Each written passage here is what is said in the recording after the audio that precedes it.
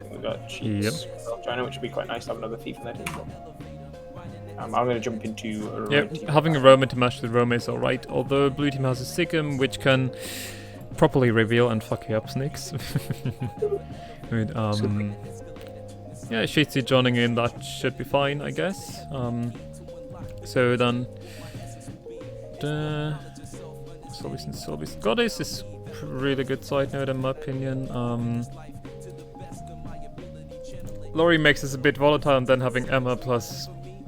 Like, the team fight of blue team here, I'd say, is pretty solid, especially since Emma runs some crazy shit, but definitely has enough sustain here than both Rangers. Oh, Held actually going for a Sikkim aggressive one as well.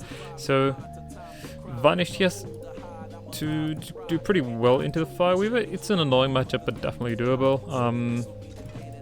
I might see blue team a bit ahead here and here, but... What? Bully Emma for me, guys. Maybe you said it perfectly. But actually, yes, now that we're done with that, red team is full, blue team is missing one person, I think it's Goddess. Yeah.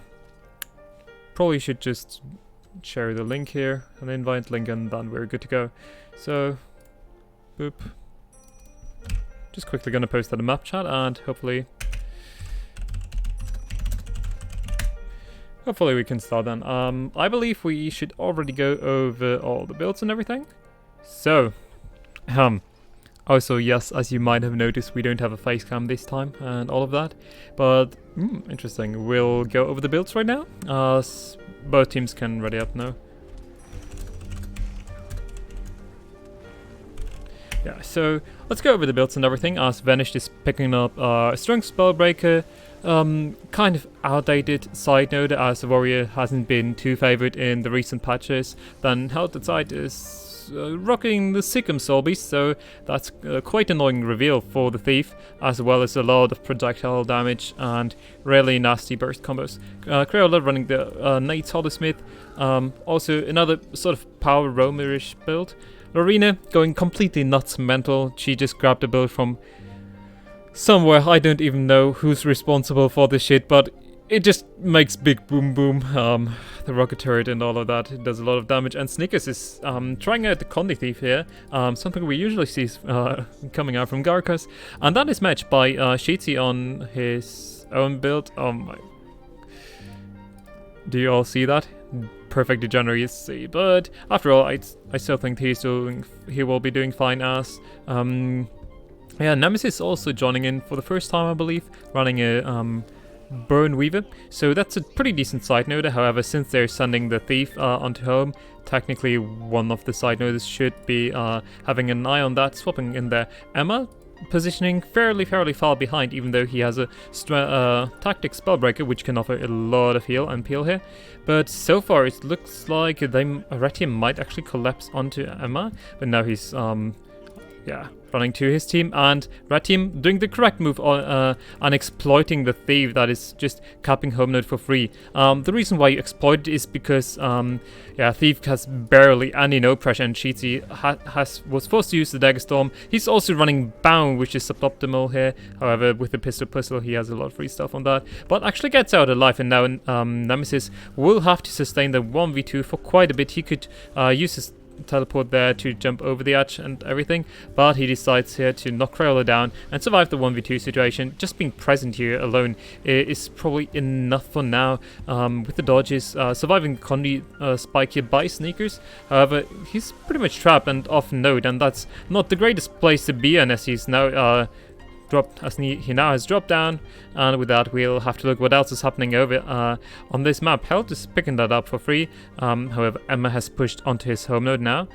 Will be probably collapsed on, and now let's actually look what happens here as the respawns are coming in. Vanish is currently holding a 1v2 situation with Sheetsy and Sethi, so pretty much the support that should be paired with the Reaper essentially, and the Roma. But Sheetsy more known for the one-on-ones overall, and oh, great emote right there, Zine. But yeah, so far the node is neutralized, and what the... Excuse me, I thought this was a heel breaker, so this might be a huge accident or one of the most questionable things, but banner is still available. At least Spellbreaker has the correct traits, and with that he's going to get the rest onto that thief. But still, they're in a very, very suboptimal spot. Here the pole, he tried to pretty much get behind the pillar so that this does not happen. But let's look over at the mid. Over at mid, as Emma Pottis is now coming in to pressure off Crayola. Alex has been forced out, and now he has to probably go for these kiting spots. However, chill to the bone instead of Lich coming out here, and with that, they're trying to chase, but Holly Smith has super speed and all of that on the Hollow Leap, and with that, he's going to get out in time. Meanwhile, some kills were coming out. If we look over here, Shitzy has gone down after all. Sethi couldn't really sustain that enough, since he was running Rifle, which might have even been an accident here, and Arena, she's just casting free freely without any pressure, and now Health side has dropped down in middle as blue team is pretty much collapsing onto this. They're yeah, and with that they're hopefully picking up the node as Sneaks is already going for the decap, which is probably the correct move here, focusing onto sides, and sorry, not Bell, but the Skyhammer is now in play, and Emma has to face off a Warrior, which is an okayish matchup. We should not see kill pressure very fast in there, and now that Safi is there, that's another resustain. We actually have to look at other places and see where the action is happening, as Goddess is now facing a 1v1 into the arena. I doubt that her build has any real cleanses outside of that F5, so there's potentially some kill pressure as she can't really get rid of these conditions and should probably just roam out of this, as this is pretty much an unwinnable fight here, and she could be way more effective on the big team fight that's coming out here. Well, where Crayola from the red team was already being cleaved out, Sathi trying to resustain his team. After all, full counter, delivering so much annoyance here, and with that they're picking up the Skyhammer, neutralizing the map across the board, and Cheatsy still has to hold on in his weird 1v1 setup with a pistol build coming out there. But as we were speaking, Sneakers actually went down up here in the middle. However, Crayola is coming in for the rest, and I doubt that Safi has enough to go for that. However, Emma trying to CC people off, but Crayola went for the Elixir rest here, and with that he's able to get the rest. Sneakers has to get out here as soon as possible. He has his Shadow Refuge available, and he can potentially even burst some people out, but Vanished right now looking sort of pressured here on the far node. However, he has his full counter and heal available, but the Soul Beast also running Sikkim here. Got a good Gazelle spike off here with the beast mode abilities, and now cleaving that out should be fine. However, there's some weakness and chill flying around, as well as a taunt here from Held side, as he's running a quite important trade, getting rid of some quickness, but therefore getting a nice CC chain off. However, the fight is looking very, very weird here. However, red team is coming out on top, and the question is if they just leave one of the duelists here to pick that up, because we have to look at the map. So far it's looking very chaotic, very even, but overall blue team has picked up both the farm and the mid node, and that's why red team really need to spread, because they need to get something off of these kills. So yeah, overall very chaotic game so far at the moment. Now Sneakers being picked off here, as well as Lorena over on the far node. Probably not the correct person to go for that. Also Battle Thunder coming out. However, with that, pretty much sort of unnecessary finish in my opinion. Sathi got rid of a really important cooldown that he, for example, needs for his Schiedsrichter. Schiedsrichter, who's now potentially being picked up here by Held outside Sikkim available. And you see that nasty damage there. You'll love to see it. But now let's actually look at what's happening here, as Elgaddis will possibly face off in a 1v4 scenario, easily picked off with the Immobilize was kinda nasty with that. And now Lorena will pick up the node for free, and red team has yet another shot at spreading out and hopefully getting some map pressure. But Emma was, since they committed 4 players here on the home node, Emma was pretty much able to pick that Skyhammer up for free entirely, and now Held side is being pressured off yet again, and we have to see if they if blue team actually manages to get a kill here in the 2v2 scenario. There are cleanses available to pretty much deny Snakes here, but red team now Lorena has picked up the home node again, so let's look over at how blue team will actually play out this fight, as now Emma here is sort of mispositioned. He can be isolated. Oh, Lorena attempting the big break burst here. The Spellbreaker still on the node itself, so it was pretty bad that they didn't really follow that. With that, Emma should possibly be picked up here very, very fast. Also, Goddess going down here in the mid nose as Sethi, with probably some wrong builds. Doesn't have his battle standard available yet. Yeah, I mean, I mentioned the waste pretty much, and now this would be one of the perfect scenarios where it would be so crucial. But yeah, it's trying to pressure with the Mendes on the burst weapon of Warrior is a little yikes, so to say. And also, welcome to each and everybody in the chat. And yeah, Lori getting farmed. Well, what can you say? It's a full-on burst build without barely any defenses, aside from maybe the Revenant Rune and Alexa proc and the block here. But now Emma probably making the push here onto the far node, as he has picked up health outside yet again, and Schiedsrichter at the same time also going for the full cap there. But Emma, he probably needs some help with the cleaving here, as there are two blue team members coming in. Chill to the bone being dropped here, but Emma really needs to drop his healing well, otherwise he might be in trouble. However, Lorena pretty pressured, going for the block there, and it looks like blue team will pick up the far node, keep the mid node contested, as Sethi is there pretty much in time. But on the other hand, their Soul Beast again was in an outnumbered scenario. Overall, rotations super messy and chaotic after all here. So they're not even really bothering here to pick up their home node, as they pretty much wanted to prevent here the rest onto the arena. Now Vanish doing the correct thing, just going on top of there on a no port spot to see and check out what the who's actually pushing onto him. And now let's spectate Crayola as he tries to push off with his laser, yeah, the Spellbreaker and the Soul Beast that has joined the fight again. Yeah, some good DPS pressure coming out there, but probably cutting away as the Skyhammer is now on play again. Also, there was another kill coming out onto Helltet side. The counter pressure of Nemesis was enough there to pretty much finish him off, and the Thief was there as well. And this way, blue team picks up the far node again, and now spreads back, hopefully onto the Skyhammer, as Sneaks is just there by himself, and he really cannot contest that for long, as a Conley Thief especially. And now Sneaks attempting the burst here. There was also a good projectile denial, and with that he's easily picked off, and blue team will hopefully pick up that Skyhammer.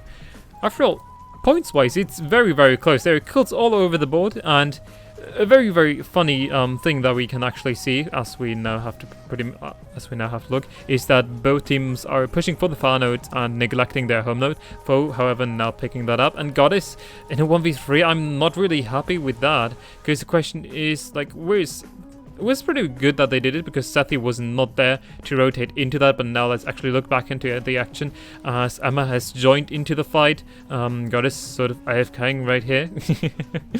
And yeah, Emma's just trying his best to keep this node contested. Lorena doesn't really offer much node pressure as well. Just ridiculous bursts potentially. But now with the battle standard, Sethi is coming back in to clutch the day. However, right now, if we look at the map, red team is picking up more and more nodes, as they're just stalling out this fight. And if we look away from the Skyhammer, they're the ones that are benefiting here. Sneakers picking up the home node, Crayola picking up the mid node, and blue team, they're just so invested here onto this objective, but at the same time they're neglecting other things. And if they're not comfortable in their team fighting abilities, they should definitely not go for that. As they're just losing out on everything else. I mean, having the sweet decap right now that Sneaks is actually going, Sheetry is actually going for at the moment, would be great. But as long as they can't really get this node vanished, holding onto here with just one more tick before blue team gets that. However, he's now being pressured out, but stalled that for quite a long time, and with that, red team will actually go into sort of a 40% point lead over that little skirmish there that they held on for quite a bit. But now Emma is being pressured off, as Crayola is actually landing his burst here, rallying Sneakers with that, and the stealth coming out, and that means he's still revealed from the Sikkim, but hopefully he will get out in time from foe. Yeah, as Blue Team is now probably opting to pick up their home node again. Crayola trying to contest a 1v2 scenario here, but this Soul Beast Bird coming out on top of him. Ouch, very, very hurtful. But there are just 3 minutes left on the clock, and that means it's getting quite close. And so far, there are happening kills across the board. Looks like Shitzi is pressuring Lorena here. Again, she doesn't really have any cleanses, and with her build here, without that kill picked off, and Halted side will probably not be able to do anything about it. If anything, he should probably attempt to go for the no pot spot here as fast as possible, as he's facing 3 people at once. However, the Soul Beast Bird coming out, that's yet another kill picked up, and Conquest rotating into that here. Maybe not the greatest move unless he can get that rest off here, but now Algotis will come in as well, and now that's just more waffling around. That's really beneficial for Blue Team as they're picking up their home node here. Emma, however, being sort of isolated here. Safi should technically be there to sustain that, but not even good. I mean, he has his banner available, but he should definitely be on his Reaper and help him out, because right now Emma is about to drop and Safi not really rotating into that. I know he greets right now. He pretty much gives up the player here to get back his node, but who is there to contest the node as soon as it's picked up here? Because the Reaper is one of the biggest node pressures here that they have after all, and now nothing that we have to mention is vanished, but taking that cap away from Blue Team's home node, it will be a long task pretty much to get that back under control. And meanwhile, Red Team has picked up their home node. Nemesis already contesting into that, and I mean, after all, as long as I feel like pretty much as long as this can go on for quite a bit, as hard as roaming in here as well. The greed by Sathi was somewhat worth it because he kept holding onto the mid node. However, now that it's neutralized, it's getting very scary here. He needs the cleanses. Oh lord, that was getting very close here, as he probably has picked up the wrong weapon set. But now let's actually look as he's kiting away. Quite good here from all these people, failing the jump right over there. For kind of being procced. The main reason why Blue Team is pretty much coming back from this here was the action that was happening over here on the node, as they committed more players, especially Emma, here onto that node, and vanished, going for the self-rest surprisingly here, as well as held. Yeah, they're going to invest all of these players onto the home node, but at the same time they pretty much lose mid for that, and now Emma, he's picking that up just in time, and hopefully as long as they hold onto that node, Vanish going for yet another S. They should be fine, as they now have picked up the side node Nemesis with the very crucial rotation of pressuring each point and actually going into a 1v1 that's favorable for him. Slovenia doesn't really have any cleanses, and with that, Blue Team will barely, as the timer ticks out, take that first game from Red Team, as this was fairly close throughout almost the entire time held at side. Now going up to that kiting spot, but it won't be enough, as Blue Team got themselves a triple cap here at the end through smart rotation and pretty much investing a lot of players onto there at close, which means some kills rolling in, pushing a favorable 1v1 matchup, and Sethi actually with a really nasty greed there, holding onto that node, sacrificing Emma, so to say, and securing that win with that very greedy capture point. But welcome actually back. I'm happy to see the Twitch chat so active. And yes, so far, sadly, no sub button again. I mean, oh, someone tried it. Beautiful. Oh, Himi tried the command. Yeah, I love that. Yeah, one of the commands mentioned in our stream title. But back to the topic of the subscriptions. To be affiliated, you sadly have to meet some requirements, which are stream 7 days within basically 30 days. So that means if we only stream once every week, that's not going to be enough. That's why we have to throw in some more streams to actually unlock that. Set up more streams soon, definitely. Yeah. So can you comment a bit on this game? Well, overall, this was super chaotic. I believe there were some unintended weapon choices. What do you mean? From his, support rifle warrior. It's perfect. Yeah, so that was quite a surprising thing to see. Overall, it was really hard to pinpoint one particular thing down, but however, Nemesis rotations pushing into these favorable matchups was definitely one of the main points. Arena just couldn't hold that at all. Pretty much, like, yeah, contested, somehow survived, yeah, but the build is definitely so suboptimal that it's just outclassed by there. And yeah, after all, like, what I really want to highlight is pretty much greeding there for the mid node, for the mid cap essentially, and then investing so many players pretty much to get killed, also bleeding people off node, even though it was risky there at the end. It really just guaranteed them the lead, so something quite significant here was actually bleeding some people if they were down off node, and keeping them in check. So where Sneaks, for example, attempted to rest, but the Gazelle was there, Ranger rotated in time, and then just as it's getting closer and closer to the 500 point mark, spreading, contesting all nodes, and not giving your opponent any points for free.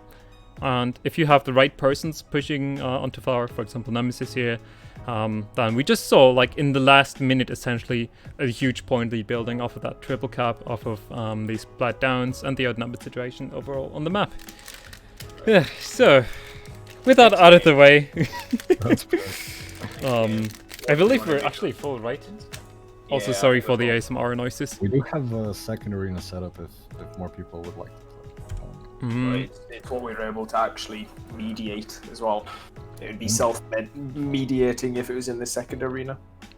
For this next match, maybe we get another free to join game for the players that haven't played yet. Okay. Yeah. Yeah, so it would be yeah, nice to see some. Nope, not really. Just somewhere at the beginning, and that build was so troll. God damn it. Oh yeah, I mean, I just got random trades, to be honest. Yeah, maybe you try some actual NG builds next time. Because it's sort of disrespectful. I mean, I get that the rifle Mender spell break was probably an accident, but nice. It wasn't. Oh, it was actually intended with because of the knockback there? Yeah, I like it. It's so fun to play. Right. Well, that's a potential stack team on the other side. Okay, let's get some. Also, thanks for the follow here. If you played last game, please. I think folks, you played last game. So unfortunately, get people who hadn't played.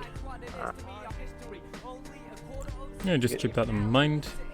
But if we need plays, obviously, you're free to join anyway. But keep in mind, there are others who want to play as well. So,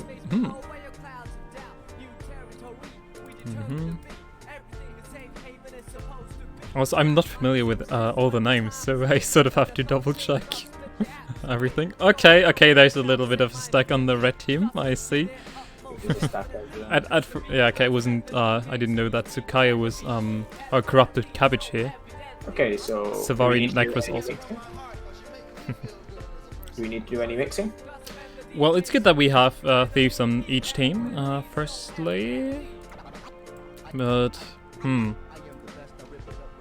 yeah, we should definitely change things here. Don't treat on me is Nick. So maybe an idea to swap DH and here the Tsukaya on Reaper maybe.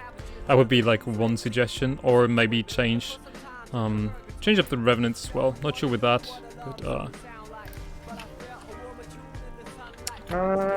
just I'm interested on your input here. I like what to make. DH for I feel like the DH for the Reaper will put a bit more sort of in line, maybe. Right, so treat them me. Leaving spectator. And now you could join the red team again. Great. Yeah, I think that. I mean, also especially the players from red and blue team. Like, what's your thought process on this? Is it okay? Also, feel free to join here. Really, it doesn't matter. It's no problem. We've got Riken and Stern on one team. We've got the other team.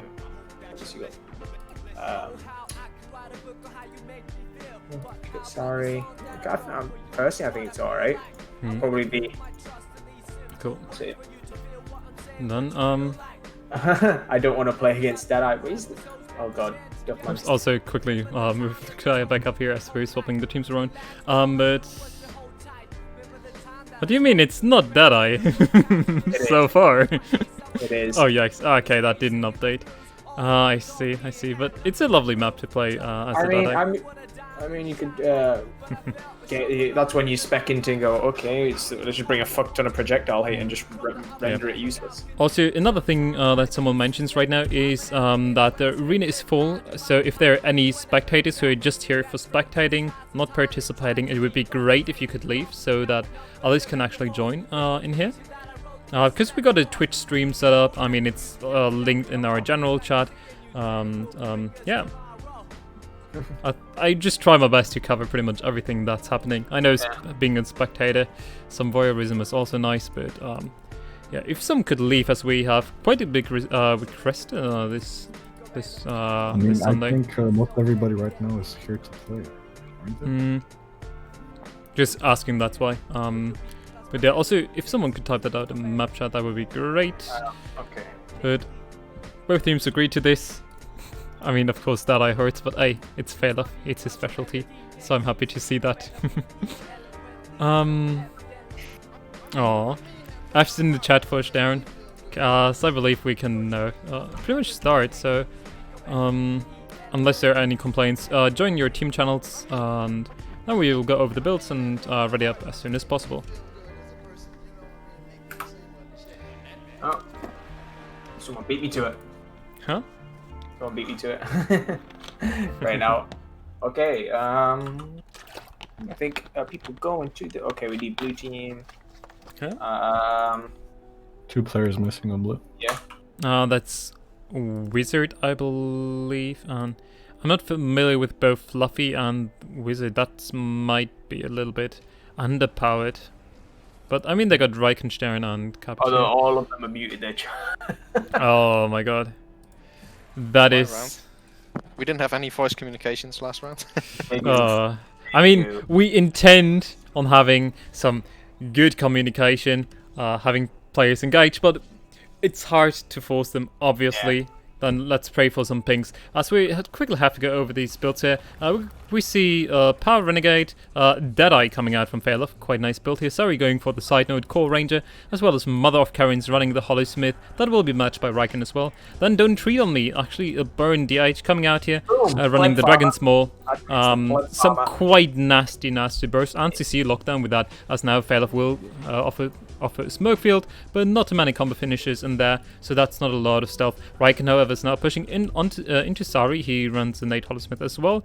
Stern is picking up the home node, and now let's see as this very bursty setup here is pushing into the middle. Corrupted Cabbage Sukaya is pretty much by himself. There's no peel on his team. Fairlove instantly punishing that. The DH is on has the same thought process in here. At the other side of the map though, Lork is going down. So after all, it really doesn't really come down to who kills this first here. Mother of Karens, however, attempting this rest here, Failaf trying to push onto that, but at least it's a 4v4 taking place right now at the moment.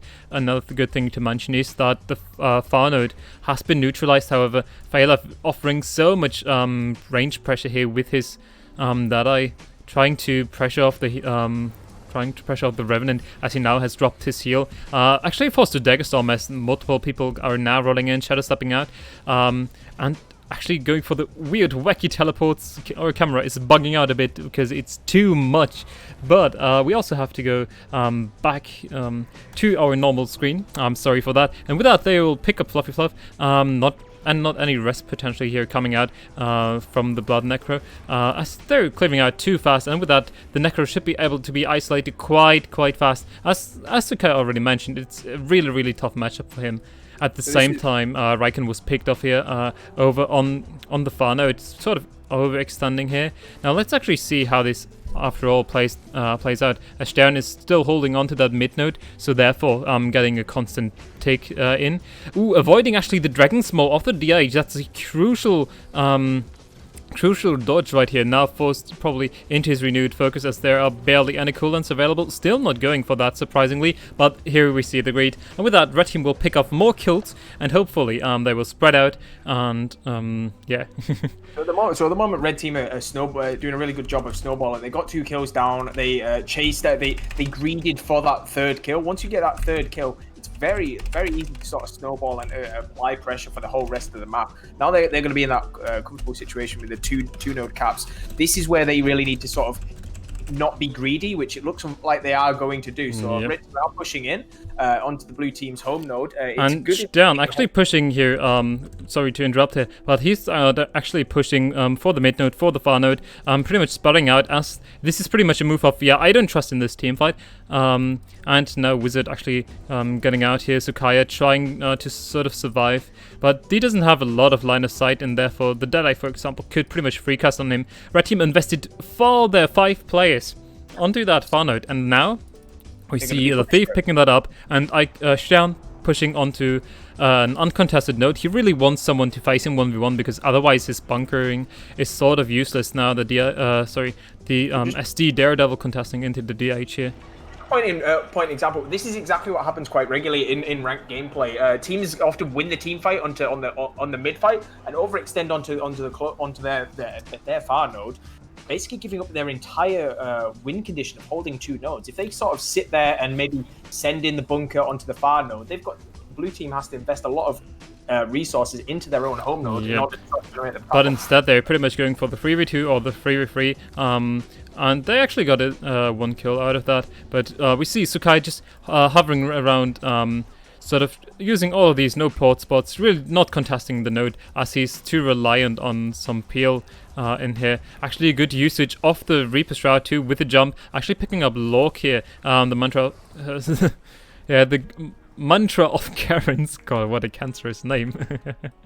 Trying to cleaves with some nades and pressuring that, but now they will hopefully collapse onto that as he's pretty much out of position here. And Sari, I mean, she's where she wants to be, but preferably it would be great for her if her team was pretty much leaving her alone, as through that way blue team would still have to invest some players, but they wouldn't lose, for example, mid that's now picked up for free. Stern being in a 1v2 scenario and pretty much giving his team, especially the Reaper, some breathing room as he can't be outnumbered and collapsed upon. Now the Entangle is coming out here from Sari, however, that can be bounced back with this mark right here, but it's a pulsing immobilize instead of one fixed immobilize, and that makes it super obnoxious as you can barely cleanse it properly. Now Sakaya has to take out his worm and get away here, but at the same time blue team managed to pick up a kill here, and now the Guardian 1v1 will take place. Jan dropping pretty low, however surviving that with the cleanse. The DH will drop down, and now let's look back into middle. Sakaya is still alive over there, and blue team will now pick up the rest of the map essentially, as red team is investing so many player resources over here. So this is a common, like we were saying, is a common thing of just overextending. Now, what blue team need to do is just hold on to these 2 nodes. Now, this is their win condition. They need to be monking around. They're sending Crypto Cabbage back onto that home node, not to secure that. Maybe you can just get the decap. From there, they will be able to claw back those crucial points. Yeah, and right now, as we're speaking, Felif was pressuring out the Renegade, sorry, the Power Herald, but dropping fairly low here. However, with the improvisation and 5 stacks of his mana stacks, he's able to get some decent stealth off and actually escaping here potentially onto the sword buff. But the Wizard is there in time to pressure him off. Deadeye isn't unbeatable, and with that, Sari will now hold onto the mid node as blue team picks themselves up more and more kills as their Holosmith went down here. Sukaya can offer a lot of shields and annoying things to really shut down that Holosmith, and now we have to look at what's happening here in the teamfight as the offensive buff was picked up. Raiken is facing Sari. Actually, they're not yeah, okay, now they're attempting the 1v2, which is probably my preferred move, but at the same time, Stern, this is pretty much who enabled all of this comeback essentially here from blue team. Holding onto that node, winning 1v1s, and actually surviving outnumbered situations like a 1v2, where he just kited off away into that direction. However, as we were speaking, Blind Fluffy is going to drop down the DH can offer so much Conde cleave with his swords and all of that. Riken attempts the rest, because this kill right here is super important, to be fair, but and that's why he committed to this rest partially, but it's not going to get through. And now Lork is being pressured again here. Stern still holding onto that node, but maybe if they would choose to chase the kill right now, and actually got it, then they might be fine in the 2v2 scenario. However, the DH is actually dropping down, so it's really nice that he pretty much combined his efforts here with his mate that he's plussing, and this way the Holosmith will now be trapped in a 1v2 scenario. Locke not quite sure if he should stay in here or not, but he sees his mate is dropping low, so he attempts to do what he can. At the same time, however, blue team, they love that these guys are numbering over there, because this way the Reaper is not as pressured, and Phalov might get pressured out yet again. That's the part where Sneakers usually comes in, but I'm gonna take over from here as Sukai is still dropping fairly low here. Data doing some great kites actually with Infiltrator's return. So overall, really great usage of the kit that SD offers. Getting a huge Death Judgment here with the 5 Malik stacks. Also running Rune of Strength. This is pretty big. And now hopefully actually swapping here his targets onto the Revenant. But yeah, let's actually see how they pressure this out. As this Thief is doing pretty much the right thing and jumping onto Phalov, so pretty much preventing him from free casting and deciding that team fight, because now that he's out of the way, also another thing that we have to mention, Stern doing so much work on these degenerate builds. Actually getting a downside here in this 1v2 scenario, however, he might have greeted too much there. Immobilize might come out. No, the elite is there. Riken is also roaming in. Now let's have a quick look back into the mid team fight. As Phalov was pressured out in this way, the Reaper wasn't really pressured that hard. Lork went down, and the Power Ref and Reaper can get a lot of things done there. Now, Don't Treat on Me has to retreat. Stern still surviving and holding onto here. And now, since Riken came in, he pretty much got a quick re-sustain there, and the Holosmith is dropping low. Yeah, it's a really smart rotation there by Riken, basically coming in just to peel for Stern, just for that like couple of 30 seconds. But now they're picking up that kill on Mantra of Karen. This should be a perfect opportunity to maybe throw down some symbols, get a good amount of cleave. Huge damage is going in on there. 8 stacks of burning. That'll be Mantra of Karen. And the crucial rotation of the Power Revenant coming into here as well. Sari, she gets the jump over here. And with that, we'll make it out alive. But it's really, like, right now, it's really tough for the red team. How do they really come back from this? They need to group up their Spike and pretty much the people that spike. So Phalov, Lork, or even the DH, they really need to get some coordinated spikes going. Phalov just being there on far, sort of being happy in Thief versus Thief scenarios. Capping that far node is okay, but like the value is generated in other ways. I mean, Phalov is really well known, in my opinion, for just going for crazy 1v1s on the far node, contesting people either with Shadow Portal. It's making matches a nightmare. But Blind Fluffy, this is pretty much what we talked about. I said red team, oh my god, they can't come back if they don't group up with their DPSs, like Lork, like the Holosmith, like Phalov, and get some kills. But now Lork is actually going for the defensive buff here, which is okay. However, people really need to contest their nodes right now. I'm sort of happy with the DH being here, as it can pressure the node quite a bit better compared to Deadeye. But let's actually see how this plays out. Red team need to be doing what they're doing now. Basically earlier, they invested too many resources into fighting Stern, basically giving him the value that he wants, being in the outnumbered fight. As soon as they kind of left him alone, they were able to outnumber the rest of the map and capture it with relative ease, because they do have so much damage on their side with the Holosmith, the Jedi, Renegade, and the DH. They can basically cleave out anything in a matter of seconds, but as soon as they push into that core guard, it wins its 1v1s, it wins node, and even at numbering it can be kind of dangerous, as Riken has experienced before. Retail is dangerous. At the moment, they've got it's pretty much perma retail, which it's just crazy on how much damage. The more damage you pump into it, the more damage is going to be applied onto yourself. At the same time, as we were speaking, Red Team was able to actually get a good payoff of investing resources here onto the far node again, pretty much ignoring Stern here, because this 1v1 matchup is not going to change, but over here we got kills coming out onto the Power Herald, we got kills onto the Thief as well, and now there's a fight taking place in the mid node, where Mantra of Karens is picking up that node, and our fellow corrupted cabbage, Sukaya, will be pressured off by, again, we mentioned it, multiple DPSs that are sort of mobile, rotational DPS, let's call them like that. And since they coordinated their spikes good here, Reaper barely even made it onto the no port spots. Riken can't really cleave that, arrest that, whatever. And with that, that's another kill coming out. And Fluffy, now that the heal is being pulled, could be another potential target here. But Didov actually chasing this kill here onto the node, where Stern actually managed to down Sari. Really, really good 1v1, but good enough to face a Sage brand? I'm not sure. As this build, Blue Team also identifying their win condition. Riken coming here is pretty much realizing, okay, as long as we got that node capped, we got the point lead, and we can still somewhat defend our home node, like, decently. That's why they really just stand there and sort of AFK around. Because after all, that's all they need, pretty much, to win this game. Stern's variation of this build is quite interesting. He's using Rune of the Guardian, so every time he blocks an attack, he burns a foe for a second. With the amount of burns that he has, on top of that, he has Retreat, which grants Aegis on top of that, which is an ammo skill. And then you've comboed that with the amount of sort of Wrathful Spirit. You've got Retail permanently. You've got Burning every 2 seconds. It's a really interesting. Now Sukaya deciding not to hold on to that node. That sort of would guarantee them the win. And actually favoring his life here, as Blue Team is pretty much going to win around this win condition right here. Red Team needs. I mean, it's cool that they sort of try to get far done here, but as long as these people are not pushed off of that node, it's GG at this point. And yeah, and actually something I really want to mention.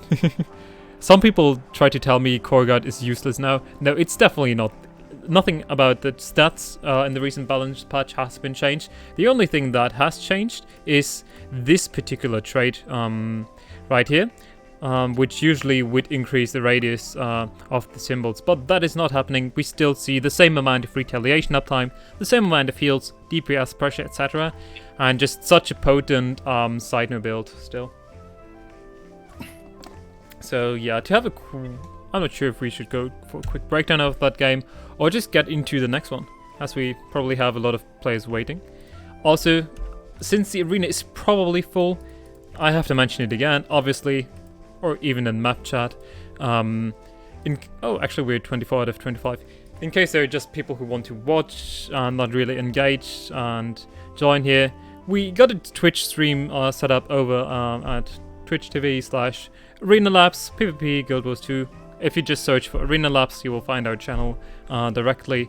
But yeah, we try to broadcast these as good as possible to you, and yeah, how we do it now. Yeah,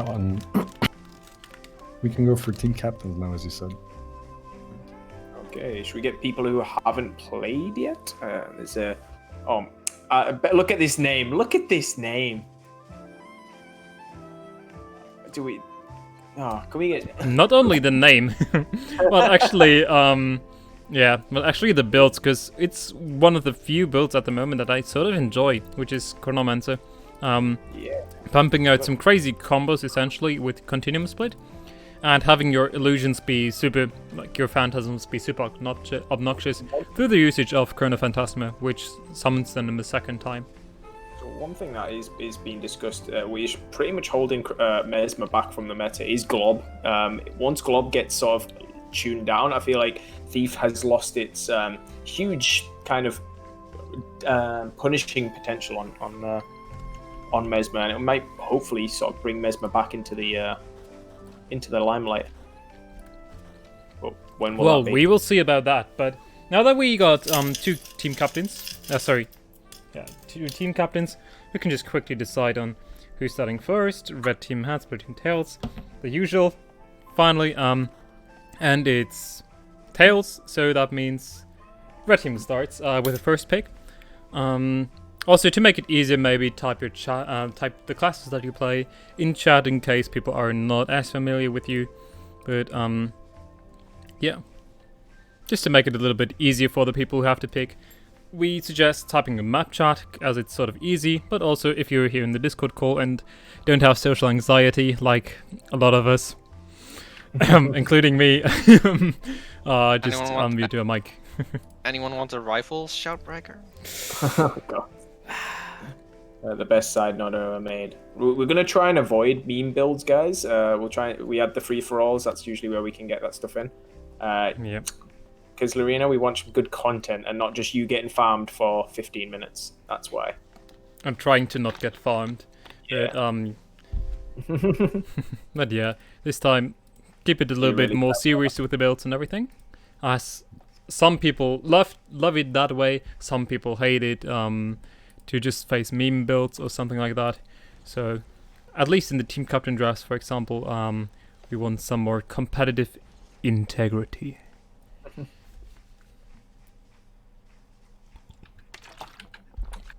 Right. So, Okay. yeah, the red team captain picks first. One player out of the people here that are available, then blue team, then red, then blue team, just like in school sports, and stop slacking behind.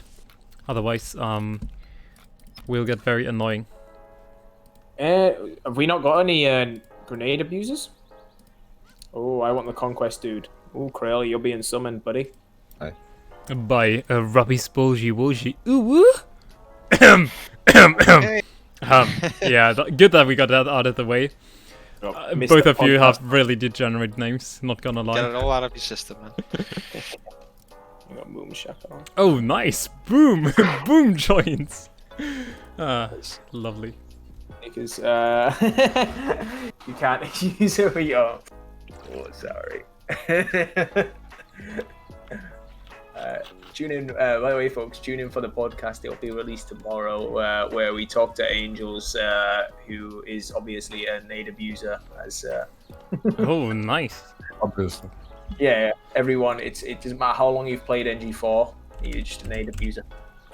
Well, now we type it in the chat. ! Podcast. We got podcast episodes coming out weekly each Monday. They will be released.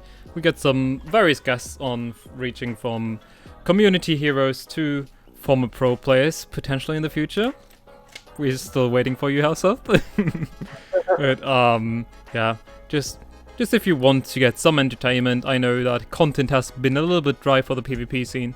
Maybe catch some nice conversations over there. To kind of chill out. Yeah, it's 45 minutes of me just talking about Guild Wars 1 builds. That's joking. It's not, but I wish it could be. That's the dream. Right, let's see what we're getting anyway on these teams. If you want to look.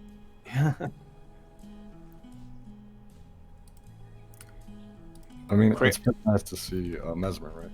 Yeah, man. Also, I'd say this is pretty much the most viable iteration of Mesmer at the moment. Yeah, At least DPS wise, it can be really insane. However, still it has the same problems Mesmer's already facing. Yeah, which is, well, it's hard. It's sort of easier to pin down compared to other builds. Also, a question coming out from I am God level player that is definitely not Dash. Guys, what's your views on new expansions? Or the new upcoming expansion? What is in View. Canada? Well, yeah, what's your view, opinion? Because so far, barely anything has been announced. I fucking loved Cantha back in Guild Wars 1. It was when I pretty much joined the game. And I've loved every moment of it. The scenery, the sort of the Kurzik faction, the Luxon faction, Jadesy and Ekefold, I can't fucking say it, but the forest is beautiful. It's really fun. Hopefully they introduce like sort of the faction, so you're either Kurzik or you're Luxon again. That'd be so awesome. And then it sort of means a little bit of identity to your character, because at the moment it's just like, hey, I can join 5 guilds and stuff like that. So on the PvE side, it'd be quite nice.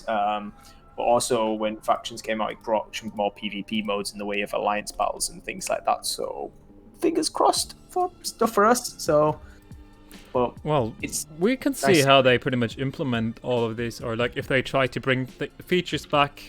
I mean, they're probably investing a good amount of resources into that right now, according to the balanced state of PvP. But I don't want to throw shade here. Yeah.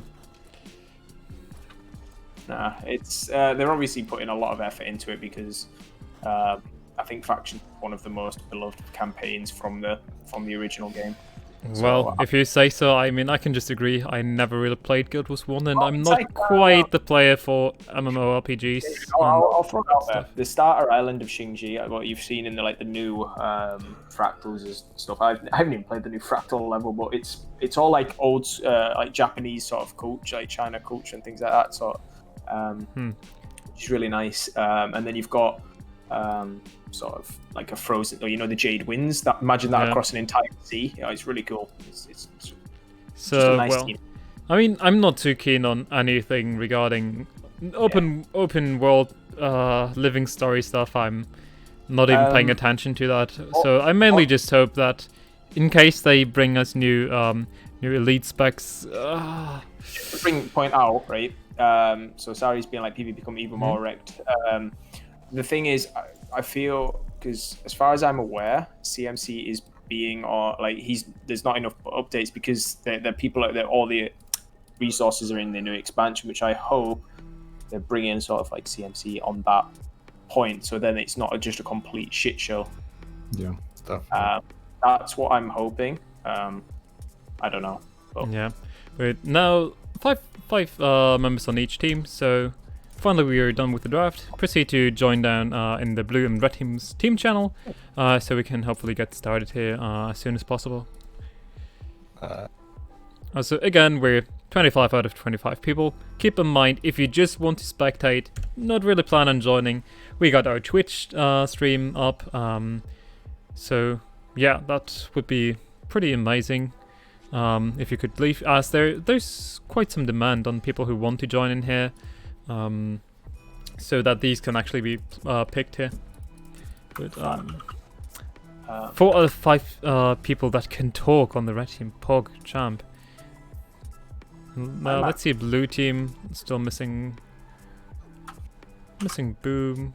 Oh wait, Boom isn't not even in here. So quickly gotta slide in those DMs. One thing I am going to add into the I'm gonna. Fuck! I don't even find Boom right now. Where the fuck?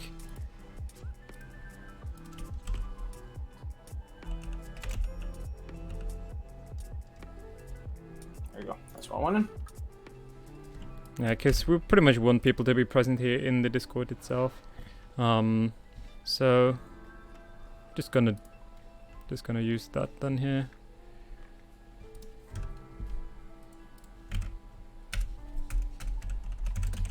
Okay, well, what I've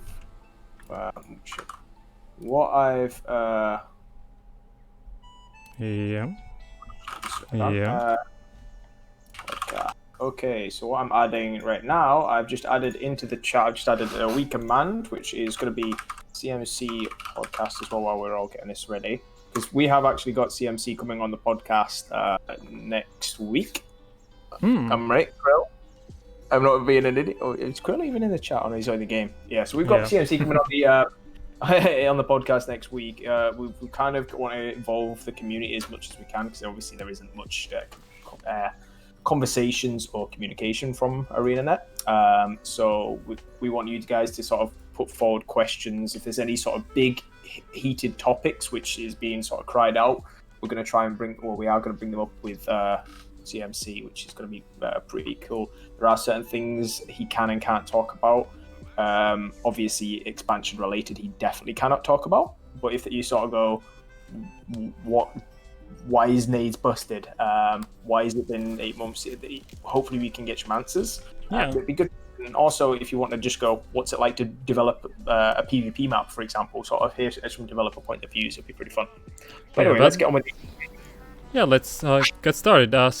We see the DH aiming for the home node, and blue team is making a pretty ballsy push here onto the home node, where Stern, the bunker, is, well, probably facing a 1v3 scenario. Question is if he can really survive that or not. Sigum offers a lot of burst for that. He gets into his renewed focus, probably onto the no port spot. Sari is there potentially to offer some peel. And with that, Red Team is not going to drop a single member, and they're now contesting the mid node as well. However, the Gravity Well not quite finishing off Stern here yet.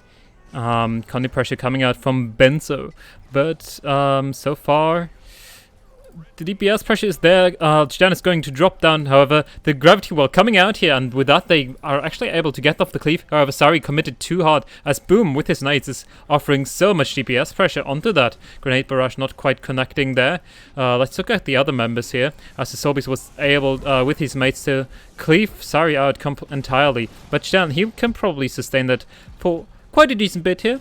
And Red Team is pretty much spreading out here. Crayola going up to that beast somehow. But now Foe actually managed to connect that burst here. And with that, Blue Team going for the win condition of side noding here, actually. I mean, they got the DH, which is sort of more of a side noder. They got the Soul Beast, who can sort of roam sort of side node. Banzo also is not too happy in a team fight. So after all, going for the side nodes here is quite a good move. Crayola now being picked up here by Benzo and DDF. And this just means that Blue Team might get a lead here. Just to point out a really interesting build on the DH. They are running Hammer and Longbow, meaning they can make use of that Hammer 5 to basically to stop anyone from crossing into it. It could be a really good build for keeping players off the node, and combining that with the traps. It's really decent potential for just locking down a target for the teammates to take advantage of. Yeah, but now Sathi is hard pressured here by the Toxic Salad. That's another kill coming out. However, the Chronomancer is surprisingly still alive, as Boom was not able to finish off that kill. Gravity Well coming out, and he's dropping low himself. However, the grenades just catch him, and Phalef could potentially be there to I get that. But sorry, with the Shadow Step Stomp, really crucial stomp coming out here. Now, I don't even want to say that name, goddammit. Dropping down the second Gravity Well on himself, so that if the Thief jumps, he will be CC'd, and therefore quite easy to pick up here. And now with that, Thief will just decap middle for free, and Stern, Stern again, sorry, had to double check that. Soaking so many players onto here, onto their home node, that his team is pretty much able to get everything else for free. Now Blue Team will attempt to get the beast, as it's not contested yet. We see all of them not really in range answer to that, and with that, hopefully Blue Team will aim to pick up. Also, I'm not moving and I'm not pressing any buttons right now. Ah, beautiful. We got a spectator bug yet again, and Sari is attempting the spike here onto our fellow Toxic Salad, who's probably going to jump out here. If they just focus onto the node, as this would be probably better. The Chronomancer has a hard time contesting into this high power damage burst. However, Toxic Salad at the same time is sort of pressured away at the other, like at the lower part here. Benzo dropping fairly low. So red team now Stern picking up his home node. He's probably going to be pushing onto that far node to make immediate pressure, which is what we see here. Blue team and red team both getting a kill on that mid node. It depends on who's going to be able to get that. However, Sari going for the steal here onto DDuff to sort of interrupt the rest. Banner actually coming out from Sathi here, which can both stomp and cleave. So, overall, turning the teamfight around with that. And this banner that, for example, Blue Team doesn't have. They don't have the rest power and the constant support that the Spellbreaker has. So, this is pretty much why they're opting to go for these side nodes at the beginning. As they pretty much saw, like, okay, what's our win condition here? It's probably not winning a teamfight into a support. So yeah, that's why they pretty much focused onto the bunker here in the beginning, splitting with 3 players. But the Mesmer is going to be pressured out by the DH yet again. However, Tether not connecting, therefore no kill pressure right now in time here. Sari actually going for the full cap on her home node, while this team fight plays out in an outnumbered state. Now the thing is, Sethi has already used his banner, and therefore he cannot get this rest off. But this is totally fine as long as they don't lose any more players. It's still fine. Also, trying to prevent the pull here by the DH by proccing the full counter. Now, Red Team is gripping up. Sari is there to pretty much punish out the greed from Faelef. So with that, he's actually trying to contest the node, which is quite interesting as he's running Prepare Shadow Portal. Just while this is going on, Boom Shakalaka is pushing onto blue team's home node just to sort of get the decap, rendering Stern kind of useless there. As he's pushing up for pushed for Beast, but now he's going to be going back, challenging and probably put the pressure on. So it'll be an interesting battle with the damage from that nade scrap. It can output almost a one-shot. Also, it was the kill. Actually, the thing that actually got the kill here was the Immortal Elite Kit, as this has sort of a little bit more AoE pressure. And now actually Crayola will go for the Elixir Stomp here, and with that secure his home node. With the kill being picked off and the Bunker Guardian being over there on the other side of the map, this is again a really nice setup for them. But remember, Red Team has the capability of going for that team fight, and I don't like Sephi staying around here. He needs to group up with people, and imagine the support was there when the gravity well dropped, when Gachisari and Crayola went down, because Benzo dropped a huge gravity well there with the continuous split combo, pretty much enabling 2 kills right there. And with the mirror images and instant shadow, he can drop so much burst so fast, actually bouncing back the condis. We're actually winning the 1v1 against Stern there, which is huge for the blue team. It means that they're just going to be bleeding out Stern, and he's on the far node, so there's no chance of... Yeah, this is quite big there individually, but the kill coming out onto both Toxic Salad and Benzo means that at the same time, Red Team will sort of get a lead numbers, like man numbers wise.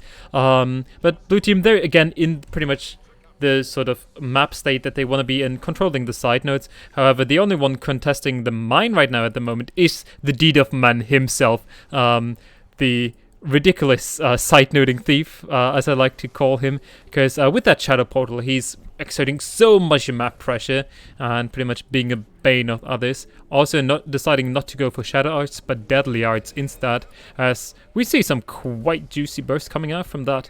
As well as improv being super huge if you can get resets onto the portal there. But the red team will now pick up their home node with the Bunker Guardian sort of respawning and being back in here. Gravity well being dropped onto Benzo, however there's no real follow-up, and with that he will get out alive. And at the same time as we were speaking, Sephi was pretty much cleaved off here in the mid node. Gachisari doing the correct thing, which is decap. But since she's going for that decap at the same time, she's putting her team in a sort of numbers disadvantage. Because right here, there's a 4v3 take place, or now a 4v4. The good thing is that Sephi is back in the business to pretty much peel. However, he's dropping straight onto the node, completely ignoring the very, very crucial member of his team, the Chronomancer. Unless he wanted to pretty much get out into safe. The battle stand is not available yet. This is quite a bummer, as he still has so many shouts available and potentially cleanses and whatnot. And since the battle standard is so like close to being off of cooldown again, he could even go for the hand press and then proc full counter, get a stab stack, weapon swap and banner. So overall, pretty much a misplay in my opinion here, and not really enough awareness. And with that blue team, they're sort of training over each all of these members. Faelef already going for the mid decap, which is probably the right thing here. Also, another thing that we have to mention, Red Team overall seems to get a lot of kills all over the place, as Crayola is now capping that home for free, slowly being bled out. And Red Team now looking forward to 2v2 here, as both Thief and Mess are jumping onto the mid node. Gravity well not catching anything here, sadly. And now with Foe coming in, that might be a lot of DPS pressure down. The Sikkim coming out. Point out, Stern's pushing into this this fight again with the nade scrapper, which just has so much DPS. It's kind of renders the core guard kind of useless, even with a retail, which probably would mean Stern would have better value elsewhere. But Boom's probably just going to chase him and try and push that fight as much as he can.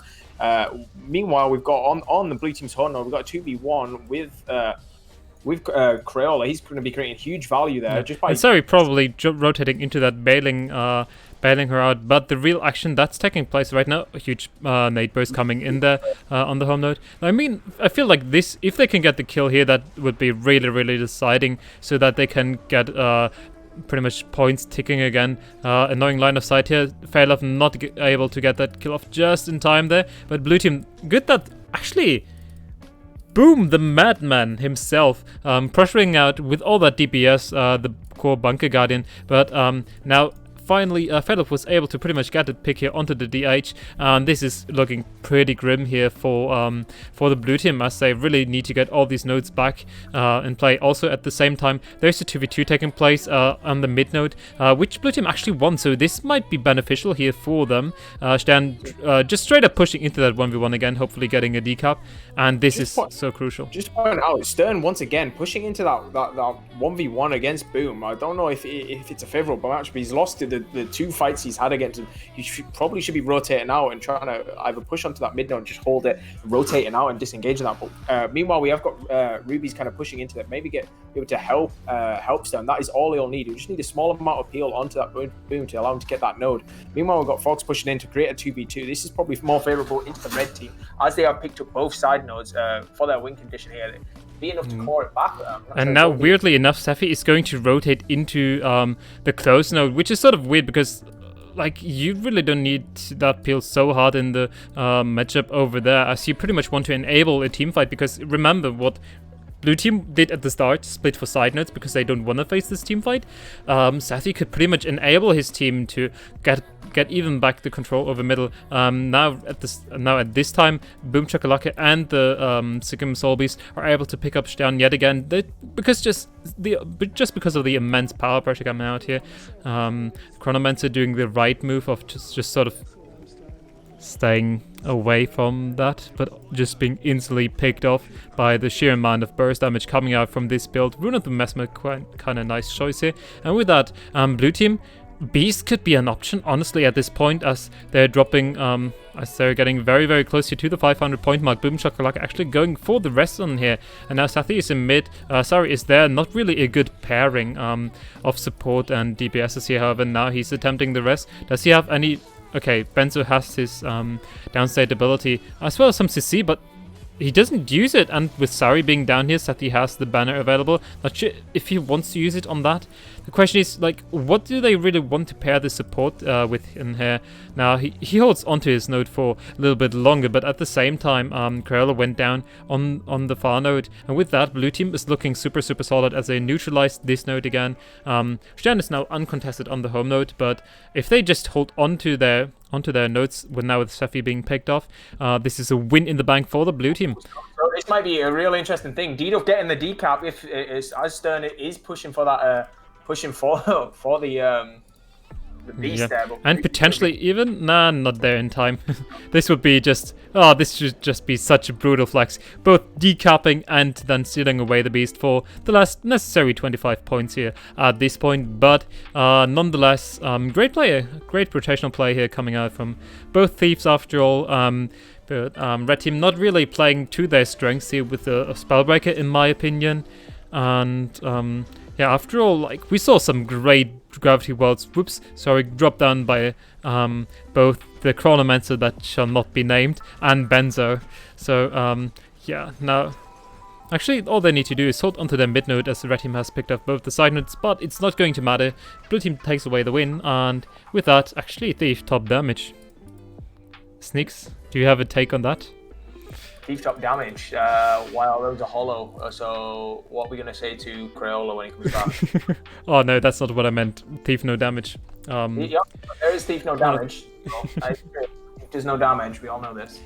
But yeah, after all, nice game to watch overall. I mean, I sort of mentioned what could have been better and all, but yeah, another team captain draft, or shall we like mix up a little bit and get other people to play as well, or some people that haven't played in a bit? People are obviously bringing out the Stern build there. Oof. A stealth full barrage definitely hurts. Oh yeah. Multiple times. Boom, the MVP with the grenade barrages. Yeah, Jesus. Like, with the scrapper sort of variant, it is pretty much a one shot. It is all damage. Like, yes, it has a little bit of, but it's not as sort of as degenerate as like what Hollow was like before last patch. Like, obviously it's still strong now, but it's the might that's the big problem. And Scrapper can drop a big ton of might for the grenade barrage. That's the main sort of big problem. And another thing to mention, as long as you're under the influence of quickness, I believe you also get increased stats like 200 power, 200 precision or something. I'm not quite familiar with it, ferocity, but... right? Well, yeah, that is well in explosives. But just Scrapper itself has some more DPS options as well. But yeah. After all, let's decide on what we actually do here. Another team captain. I need to go make some British noises and make a tea. Good luck. Oh, okay. Torben. Question is Phoenix Torben or Torben Torben? I could imagine Torben, Phoenix Torben. Probably. Yeah. Yep, guessed right. But, well, since the Brit is off, making British stuff, I just say, go for another team captain draft. We have quite a bit of time left, for this evening, so, any volunteers who want to be, want to join blue team, just whoever gets first there, you have, you can have fun, with drafting a team together, and then being blamed, if it's uneven. So, I know I'm really good at selling things, right? So anyone can feel free. Or is this Guardian already enough of a turn-off that nobody wants to face it? At least it's not Stern. It's just Phoenix. Come on, guys. Yeah, if you want to, jump in. So, well, Oh, we got two team captains. okay, I think Toxic Starlet has to go back here, cause or if you withdraw it, just one team captain on each team. Where the fuck was the coin? Already. Go ahead, pick Already your missed players. it, but so we can- yeah. Red team picks first, and then just try to hurry up as always. And welcome back to our fellow Twitch chat. Oh, can't join, Bree. Let me quickly check. I believe we're 25 players again. I'm also gonna type this out in map chat this time, as I'm not quite sure if everyone is in here, but... I think some people already left. Yeah. Alright, okay, good. So if you're not planning on playing in here, could you please leave the arena? Because there are players who want to join as well, who haven't played yet, and yeah. We got a Twitch stream set up and everything, so we can get as many people in, at least for the content here. Everybody that's in the game is also basically here. Okay, good. So like people are leaving voluntarily if there's not enough room for people to join. So that's Yeah, okay. perfect. Okay, good. Yeah, it's just Also, sort of any mix thoughts it up. on the sign-up system, you know, like maybe if we get in advance like a sign-up as to know how much players are going to join, how many, we get like the arena set up, and that like so that not one hangs out, right? But Yeah, so because that- just okay. having 25 in an arena, I mean, understandable, but having the options of more players would be quite nice, honestly. Good, yeah. But Okay, I can't sorry. write it on map chat because it's a free-to-play account. Okay, so... Well, then just say it out. Sorry, you're being picked. And blue team's pick should follow.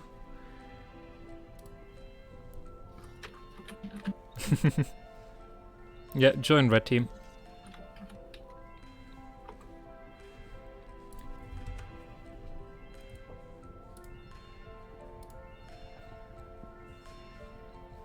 Okay, good. So, just proceed. Yeah, very nice salad against salad. Just proceed with picking your players here.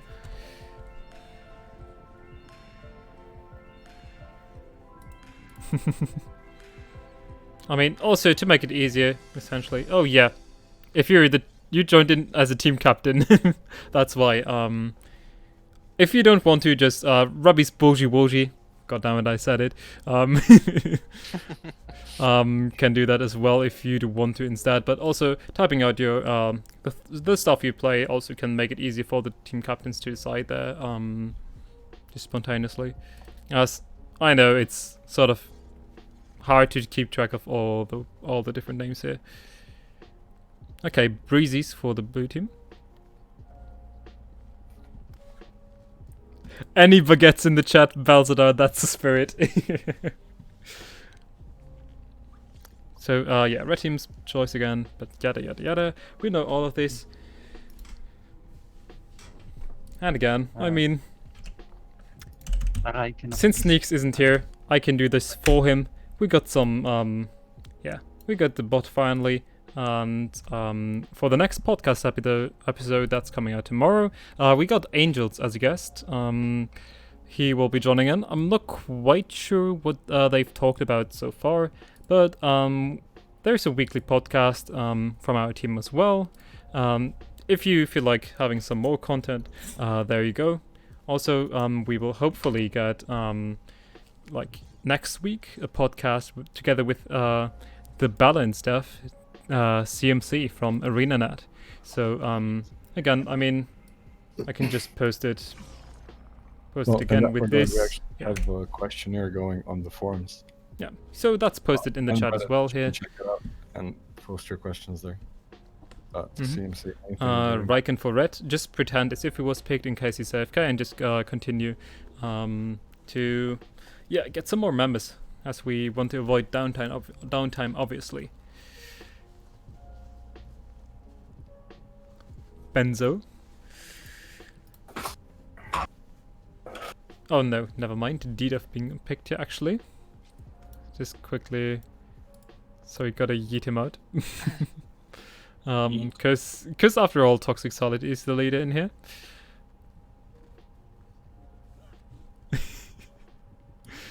I love this chat. I love this.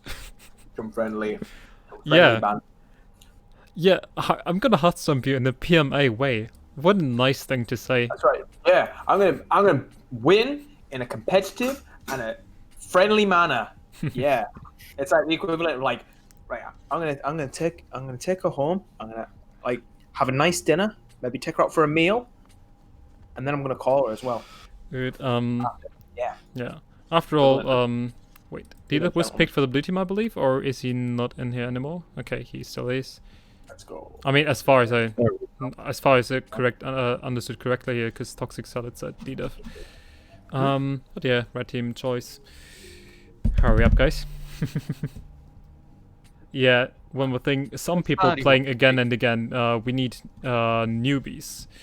Well, that's a problem pretty much with having the team captain drafts, because obviously there you want the best players for your team. And this is pretty much why we always start with free to joins. So we've had 2 free to joins and 1 draft so far. So we've only 3 games in, guys. So yeah. So also, if you plan on joining in and you're a less experienced player, this is probably your best chance to have a shot. Yeah, you've got call out as well. And if the thing is, we can't pick you if we don't know what you play. You don't know. You got to kind of call out, because if we just left you captains, they're going to pick people who they know. Like, if you go, hey, I play this, pick me or something, just things like that, you probably got a higher chance. But if you sit there silent, you're not really going to get the. And I'd say, since it's been called out, we could actually after that one go for another free to join, where obviously like players that haven't played yet are our favorite. I'm looking at you, and you. I'm looking at you, RDM here, Crow Tiger, Florilla, Got Pepper. You and you. Yeah, you. Yeah, that's your chance, or even Benny Levy, who's been playing the voyeur in here so far.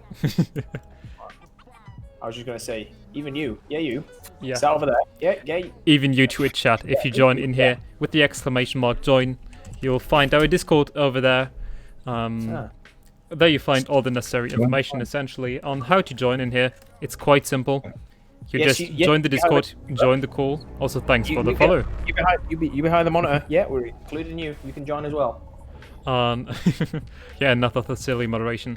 So, what? Yes. Or am I completely wrong right here? No.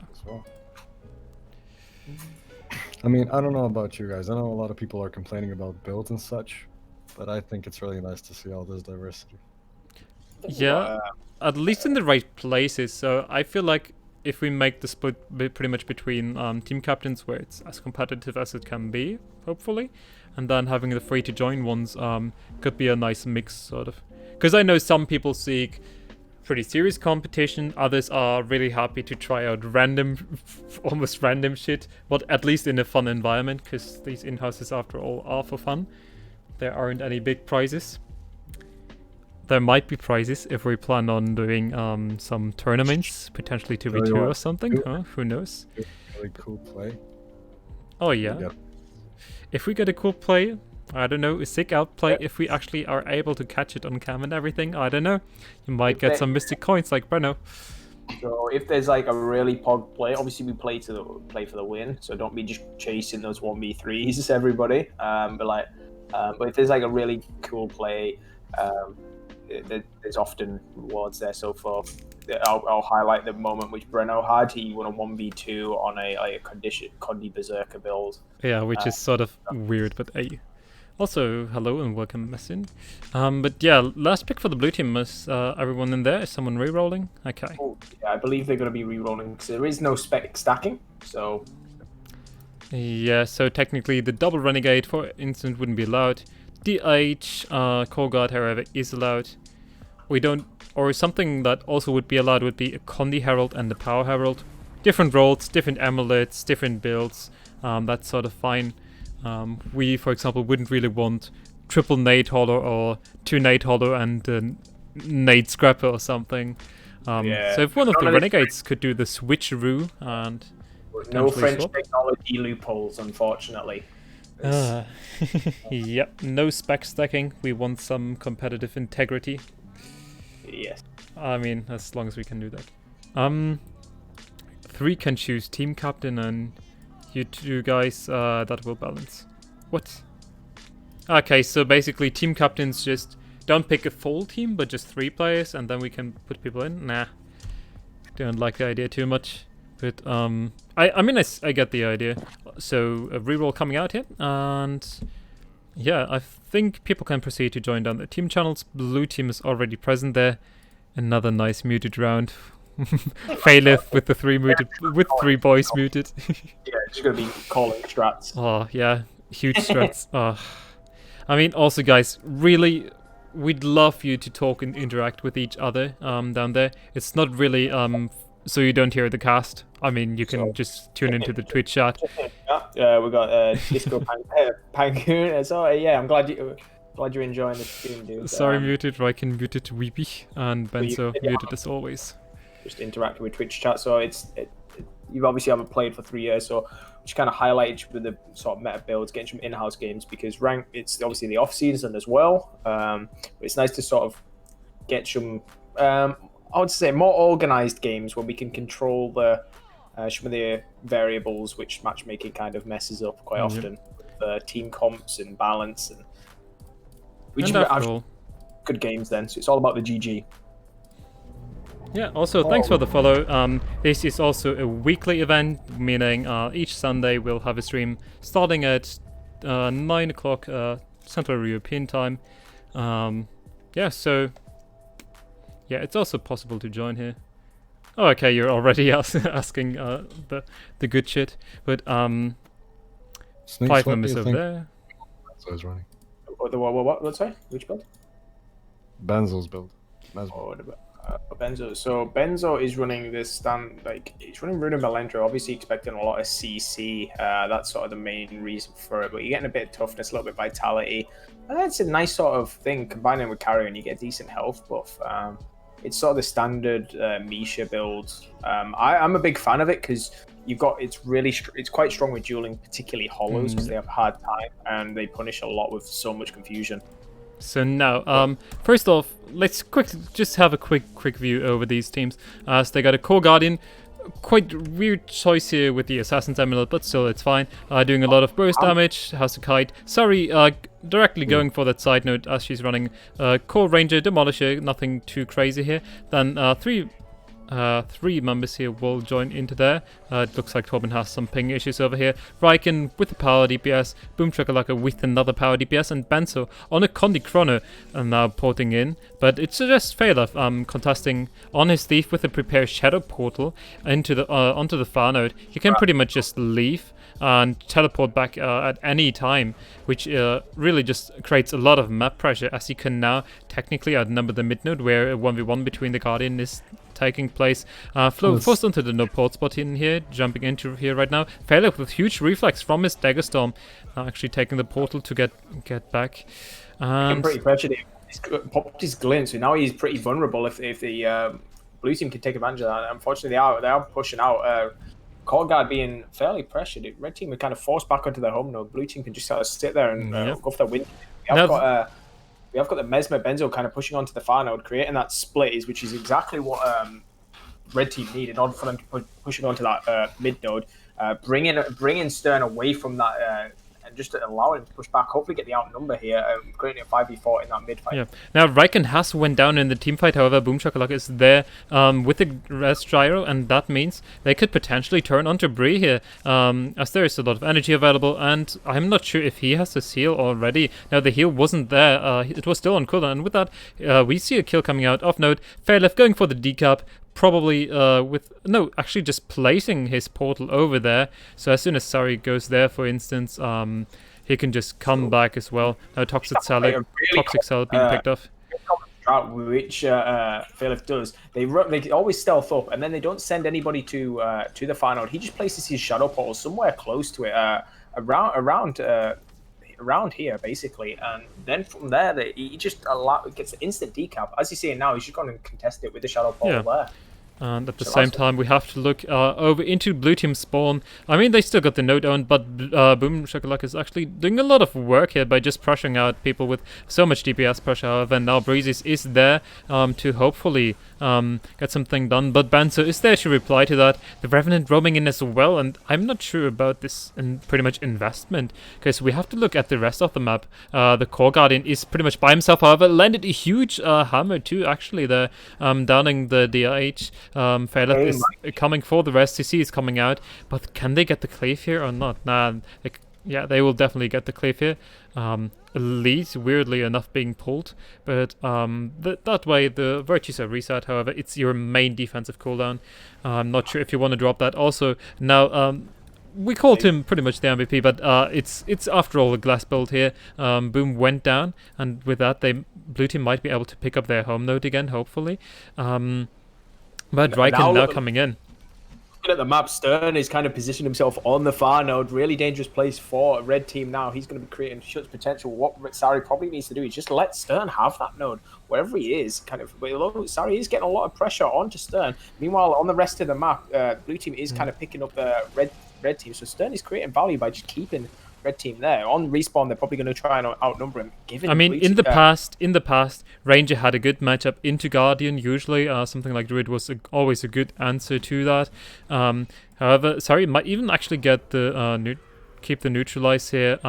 The symbols do not fill the entire node, and because of that, you can actually avoid a lot of damage potentially. Right now, on the other end of the map, we have got the Revenant and the Renegade kind of being really dangerous.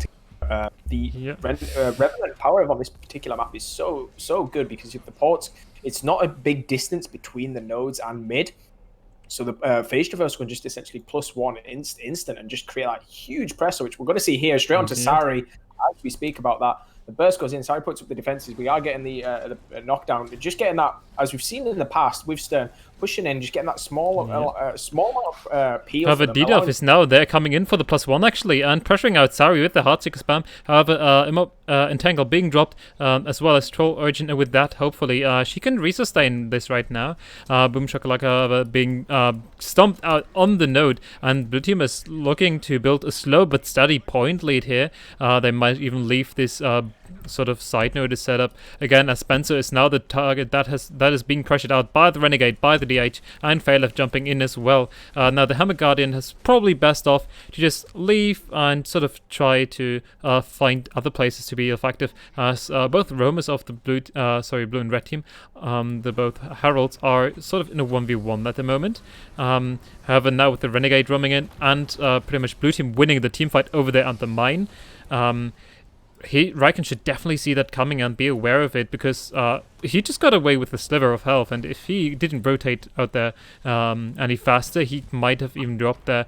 But now let's actually look, as Benzo is trying to pretty much defend the far node here that's still picked up for his team. However, Thief will not be the easiest matchup for that, and we got the Tiny Flowy coming in here as well, so that's a lot of DPS pressure, nasty CC, so I don't see any high chances of survival here for him.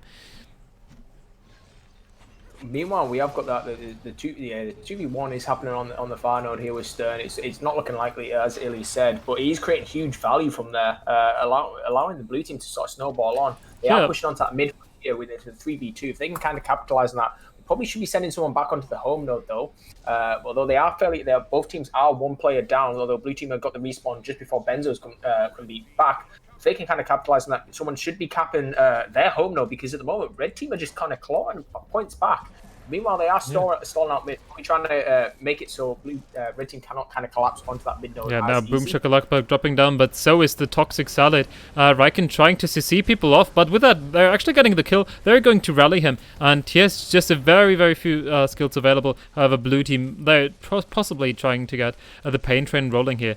At the same time, also, something we have to mention is that Stern couldn't really sustain the matchup into Phoenix here, because he had to invest so many cooldowns into sustaining the 1v2.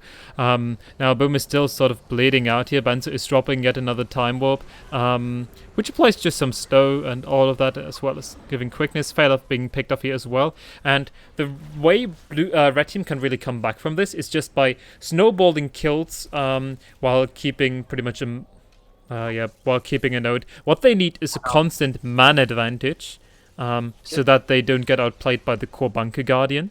Because otherwise, if they don't get the constant kills, sorry to interrupt there, they really struggle to keep this with even numbers. I don't know what's happening here. We did have Stern basically push for his home node straight away because they need the points on the board. Meanwhile, they did have the Toxico Salad pushing onto the far node, just got a split in the map, meaning huge value for blue team. Unfortunately, Toxico Salad kind of going down there, but it has given enough sort of time to allow Stern to push onto the mid node. Yeah. Which is And there's still 3 blue team members in the game, essentially, as Raikkonen is also being bled out here. Not the kill, not rallying that, and Benzo, he can be an easy target and pick off. CC there from Bree coming out. DDFman actually dropping, but instantly rallying somehow. Boom Shakalaka is trying his best to spam his nades, but now he will be facing a 1v3 and potentially drop down as well, as he doesn't have an Alex here with invulnerability here. So with that, blue team gets a decent comeback here. DDF dropping down, but Tiny Flow now focusing on the Benzo, as he can pretty much cleave this out quite faster. Or can he? No. Torben actually getting the cleave here, as Flow struggled to finish that off. And now this is what red team needed. Oh, blue team threw this quite badly here. Red team are going to probably win this fight, and they will probably be able to snowball onto mid. They need to kind of capitalize on that as soon as possible now before blue team pushed up. We have got Phalef coming back. I imagine that Shadow Portal will be coming out into that. It'll be dropping the Shadow Portal onto mid. We're going to see that here, and then watch him go for far. Yeah, and now, honestly, Stern is pushing for the far node. Trying probably to bunker now that node and getting value there. Also going for the rest here as well. Sort of awkward that 3 members of the blue team are now sort of over there, and they're handing over the kill onto Bree here for free. Phalef pretty much dropped the portal, and if he was a bit faster, he could have maybe gotten a portal here to get Bree out into safety.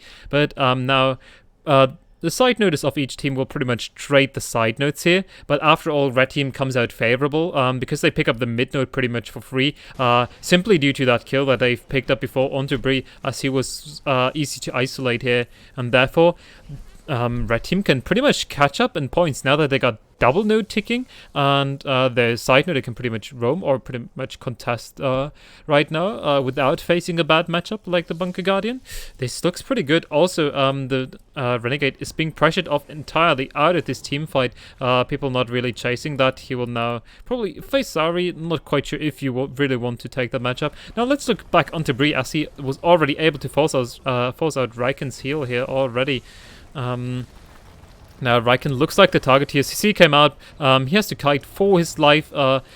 But it's not going to be enough. Torben attempted the hammer burst, but it didn't really connect. And now with the function gyro coming out, they attempt some cleave. Actually, they can get the rest off here because at the same time, Bree went down. It was sort of an overcommittal here at this point, and the Renegade simply doesn't have enough to cleave through a function gyro res and pretty much 2 players resing at the same time. Solid Zari at the same time also being pressured out. She roamed. Stern gets her node for free, and now this is looking like a good comeback opportunity, essentially. However, Toxic Salad attempted to trap but after all, like, the Elite is still available. Not quite sure about using it that way to reset the virtues, essentially, as it's your main defensive cooldown. But you see huge bursts coming out, the DH being annihilated here, and if Red Team, I mean, they were capped on the sides before, but with these kills, Benzo can cap for free the home node. They should be able to pick up the mid node very, very soon. However, Bree was on here for quite a bit. Now, all that's important is for Raiken not to die. They just want to sustain this. Boom is also on fire. They're pressuring 3 nodes. Blue team has to split. So as long as they can just sort of, I like to call it monkey around, meaning not really contesting the nodes, but just being present and keeping players there without dying. This they should generate a big point lead, but if they die, they are in a numbers disadvantage, and that means that it will be really, really hard to come back from the situation now that Bree is dropping down. Yeah, take it away. Come back here for the Red team. They're actually going to be taking the lead with the double cap now. They're managing to get down the power rev, probably putting a lot of pressure onto Tiny Flow, onto the Renegade. These are the big damage dealers for Blue Team. If they can kind of take those out, the Blue Team are kind of left pretty helpless, and the damage there is coming down. Tiny Flow is kind of pushing on. This is going to be another triple cap for Red Team, probably going to be sealing the deal. Meanwhile, we see Stern pushing for the home node now to get some points on the board. And another thing that we have to mention as well is the Core Guardian actually matching the roam of the Thief here, still holding onto his node, and at the same time, we see the BM now coming out. Yeah, it's essentially, he matched the Thief, also got a good spike onto him with the Hammer 5, setting that up essentially. And now we have to look over onto the waterfall where the action is taking place. Stern is in an outnumbered situation. However, Raiken is going for a different target here. And if they could really coordinate their spikes between Boom, Raiken, Benzo a little bit better, one of them would have died. However, Stern, he has to wants to hold onto this node and pretty much silent as long as possible, keep it contested. Now, the misrotation here of Tiny Flow is coming in as he tries to sort of roam into something that's already dead. He roams into a neutral node, and with this, the triple cap comes out.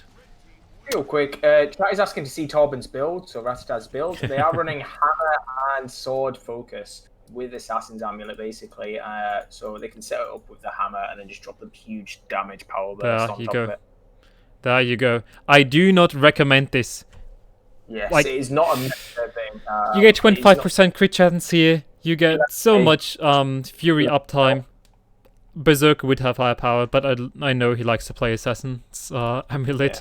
I do not recommend this, but if you feel like, go for it. Also, what the fuck?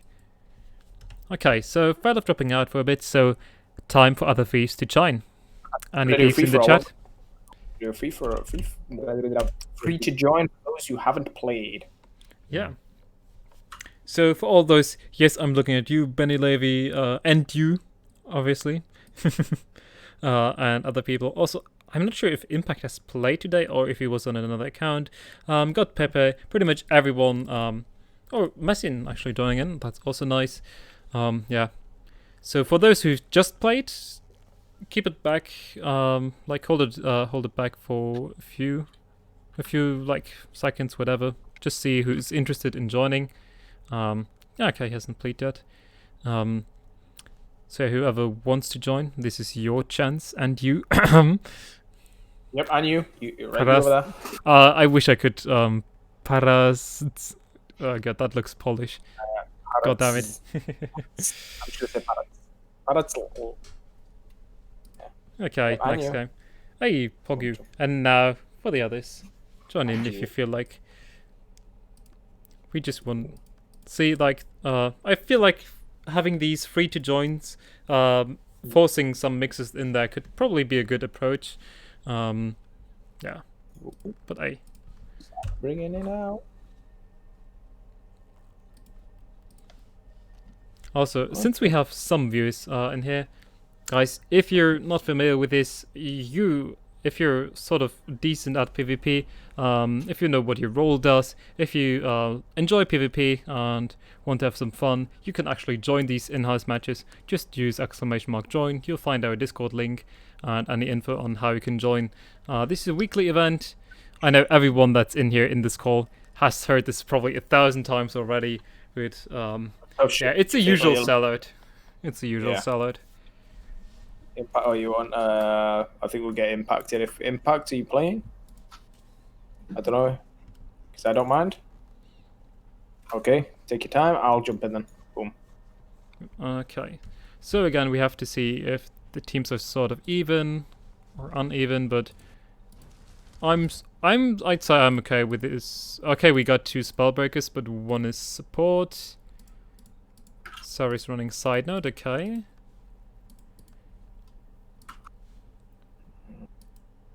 I mean, question is if there's really something to pair to as a support, which isn't really the case. So, okay, maybe. Oh no, what is Phoenix running now? Okay, whatever. As long as each team is happy with how this is so far, proceed to join down your channels and enjoy, I guess. Enjoy this beautiful, the beautiful builds that you will face.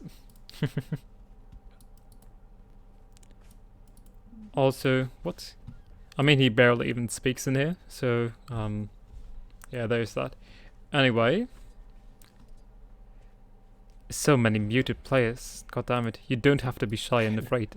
Everybody's muted. I know it's sort of a lifestyle, the social anxiety, but Social anxiety, I think that's it. I mean, all of them are in the call. Well, Torben has fun with 4 muted players. But let's go over these builds first. Yeah, Torben is shy, cute guy. Actually, at least he's someone that talks. Hey. But yeah, let's go over these builds. We're already streaming for 2 hours. I'm already noticing. No, he's not. It's a different person. But let's go over these builds first. So we got King Vanish on the Strength Spellbreaker again. Same goes for Sari. She's sort of just picking different utilities here, but after all, picking up pretty much the same stuff. Then we see a quite offensive Weaver build coming out here with a Grieving Amulet. But you get a lot of HP pool essentially here, from both these traits and the rune choice here. Also, Boom, thanks for the follow. Then a support Spellbreaker coming out here. That is probably in pairing pretty much to a Burn Core Guardian. Also, make sure to mute yourself in case you have yeah, quickly gonna mute that. And Cheatsy on one of these sort of signature picks, which is Dagger Sword Pistol Thief. A sort of duelist build, and then Crow Tiger, he's picking up a Condi Sylbeast build, that's going for the side node, and now Sneakers is stealthing up his team with the Shadow Refuge, as they're looking to engage in a team fight here, however, without support, so they might be easy to pin down here for the blue team, but we see Sneakers and Sari attempting a push here onto the far node. If they can get a lead over there, that would be quite nice, but blue team really shouldn't be standing over here on this mid node because all of this is controlled by them. They have a lot of CC to pin down the Reaper, and there's not really any peel for him. So if he jump down up here again, because I don't see how they can pretty much pressure out the Guardians quite fast here. Connecting a great stun onto Schiedsrichter, getting some good DPS pressure in, but Benny Lever here has some shouts and support available, even the rest with the battles on it, and that means he can pretty much just turn the outcome of the team fight. So blue team shouldn't really commit too hard onto this, and definitely not die. Dying, not good.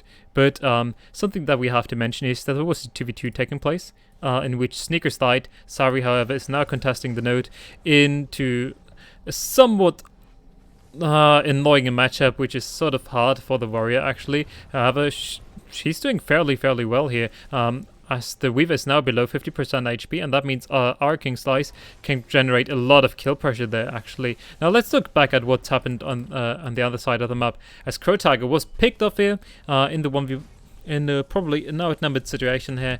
Vanish with that will pick up the node and probably get red team a good point lead, and more blue team members are coming in here to sustain the 1v2 scenario, but I'm very sure that he can get this, as this Spellbreaker will now pick up middle, and Sari will have to sustain an outnumbered state here, as Sheetzy is plussing into that. She's directly going for some of these no port spots here with the boxes, where you also have line of sight, which is pretty crucial. Now the question is if Sheetzy makes a return or not, or if he just leaves as soon as the Weaver has capped the node, as this is pretty much all they won so far. And now the 1v1 will go on again. Also, something that we have to mention is the choice of having a mace here, which is some more CC pressure. Oh my god, look at the damage. Sadly, the Weaver was above 50% HP there, and sorry, didn't crit there, so otherwise this could have already been quite scary. Now the Reaper is actually coming in for the roam, which is sort of a surprising choice, but it's sort of hard for him to stay in other places. Now Sneakers is already being chased by the Schiedsrichter. Spellbreaker makes, in my opinion, a very good rotation here, to sort of be around in case the Weaver goes down, but he could maybe say, oh yeah, if they actually use the voice comms here, oh yeah, I'm actually fine. Now, the other thing that we have to mention as the Weaver's dropping down is that the bell is now in play, and with that might be a few kills coming in. However, the kill onto Vanish just got rest here by Phoenix, and with that they might be able to hold onto this node again. And even though blue team managed to get a kill on the far node, they're behind in points, because they really struggle to hold onto all of their nodes here. Yeah, and with that, red team will pick up 325 points, as this was barely as they were barely able to contest that. Sneak's also being pressured, not quite getting the lethal +1s here with his build so far. And whoops, also perfect time to come to come in. We had it we had it working the entire time. No, I actually forgot to change the scenes, but regardless of that, blue team will now probably need to find a new approach here on how to win this game, essentially, as they are now pushing with multiple members into the mid node, even though they still got the support of the Spellbreaker here with the tactics, actually going for Defiance stance here, which is a notable choice, as well as the Hammer. However, the Condy Thief was being picked up yet again, and with that the Weaver is there for the cleave and should probably aim to contest his node again after cleaving that. Now, especially as Sari is contesting her node again. Yeah, let's look over at what else is happening here on the map, as Crow Tiger is now off of respawn. He's running a sort of interesting Condi Soul Beast here. And also Helden, welcome to the stream.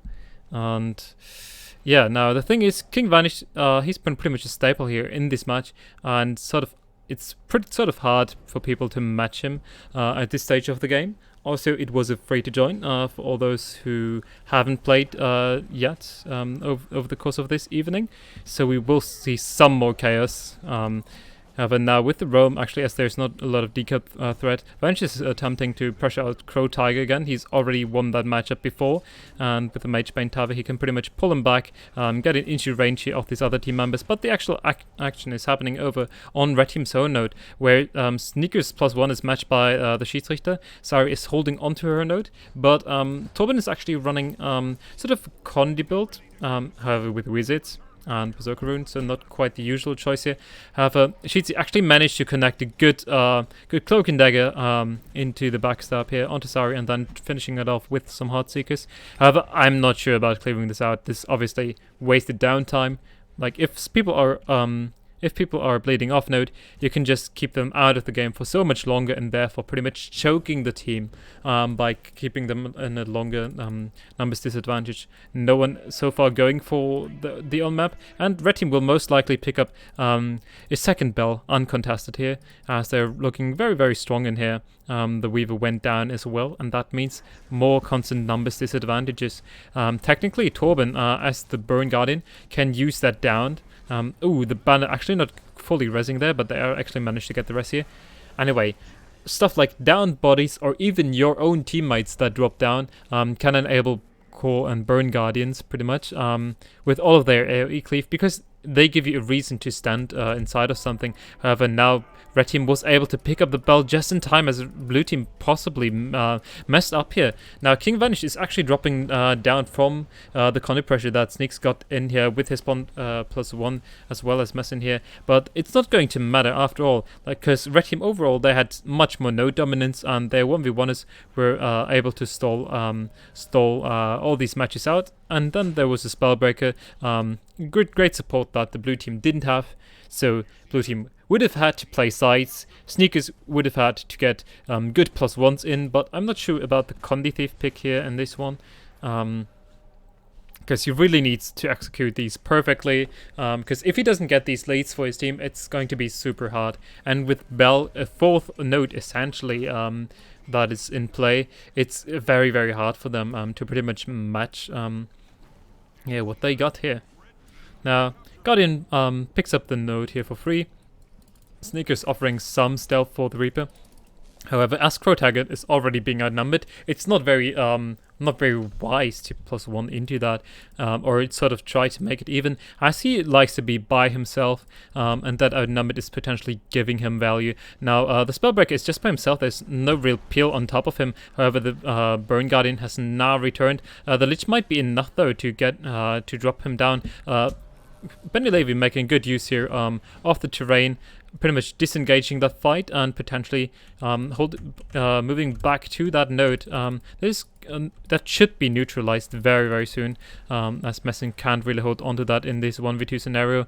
His lead had to be pulled here, and with that he will drop down within seconds if the Weaver can finish that off. And with that, red team will have a very, very dominant game here. After all, as we mentioned, due to the factors that red team got a support, they got things like the Spellbreaker that had a good matchup into the Soul Beast, and then the Weaver was also able to stall out matches into Sari, even though she created a lot of pressure in them and potentially kill pressure. But it's not going to be enough after all. With that, yeah, a quite significant win here coming out from the red team, and yep. Yep, I'm not going to comment on that. But, hey, welcome back everybody. I'll have to go for a quick break. I hope that Sneaks, you can take over from here on. Shit. It happened. I have to apologize, it happened again. I messed up the scenes. It was going so well at the end. What's being such a grown up? Yeah. I feel like Krill, where is he? He's the grown up. What up? Do grown up things. I can only do British noises. Do you want to do another free-for-all or organised teams? Anyway, I'll have to leave you quickly and be right back. So, see you soon. Whoever would like to play is welcome to play. We got a lot of players leaving anyway, just joining on the stream, I guess, which is okay as well. Everybody has gotten to play, so anybody that would like to play, join up. It's free to join. I think we got about 1 or maybe 2 games left, however many which one would choose. We could do anything, guys. Just say or type or whatever. Engage.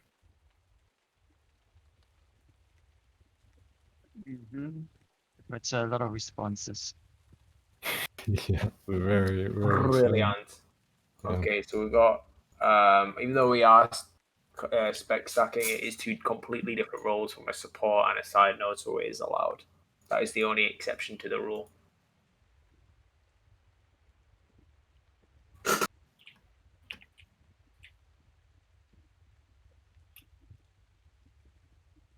Okay, I'm going blue team.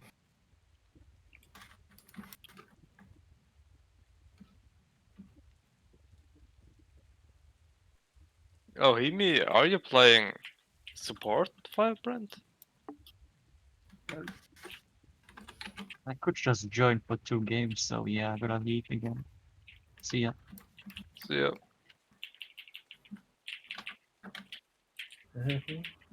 Ooh, that helps coming in that game. Yumi.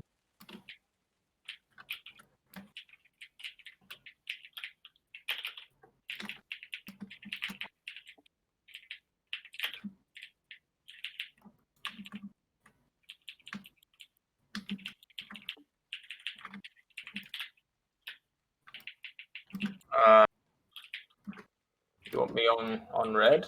I'd rather. I know, look at Pepe. Yeah, I'd rather get someone who hasn't played in that. Oof. Okay, got Pepe. That's neat. You should play. I don't. If you want. I don't think I should play. Okay, nice. Right. You got Pepe. Got Pepe. No, got Pepe. Not Fefe. Not Pepe. You got Pepe. Yeah. Oh man. So if everybody is happy with the teams, I don't know, Crowley, do you feel like they're fairly balanced? I believe so. I don't know. But I don't really care, to be honest. You've got we've got sort of support, and on one side, I'd argue probably blue team has the better stacked team, but then red team have the thief as well. All right, lads, I'm back. Hello. How would you see about the team balance? Obviously, blue team don't have thief, but they do have Hollow and Renegade, the current 2 top contenders. And they've got a support and the heal break. So support can stall out with the Renegade team fight quite easily. So after all, like blue team's looking fairly solid. Question is if red team can really match that. They got Hell technically on sites, I believe. Nah, he's on DBS Selby's at the moment. I can't go on sites. Yeah, because although you got vanished, and then you got Reaper, who doesn't really have peel because Firebrand Sagebrand can't really offer that to the same degree. Although red team got a thief, so they could technically outnumber it, but it's a lot of pressure on him to get some work done. I can switch a little bit on the build. Yeah, so after all, red team seems like they're in a slight disadvantage. We could, for example, swap around the Spellbreaker with the Firebrand, so that the Reaper got a constant support. Blue team has to try and stall, like makes the stalling for them a bit harder, so to say. That would be one approach that we could take. Yeah,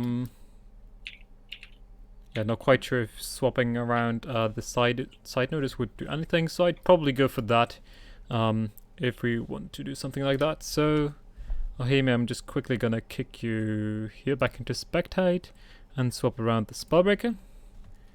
And then you can join the blue team again. Sadly, I can't throw people back into teams. But with that, maybe it should go out a bit better as Spellbreaker. Yeah, I think that's a little bit fairer because you've got otherwise you have the best support with the 2 best sort of Hollow and Renegade. Yeah, and usually in IT it pretty much plays like Renegade and pretty much Renegade replaced the Reaper, so to say, at least in the ITs I've played, and oh my god, it was horrible. Like literally a 300-point game.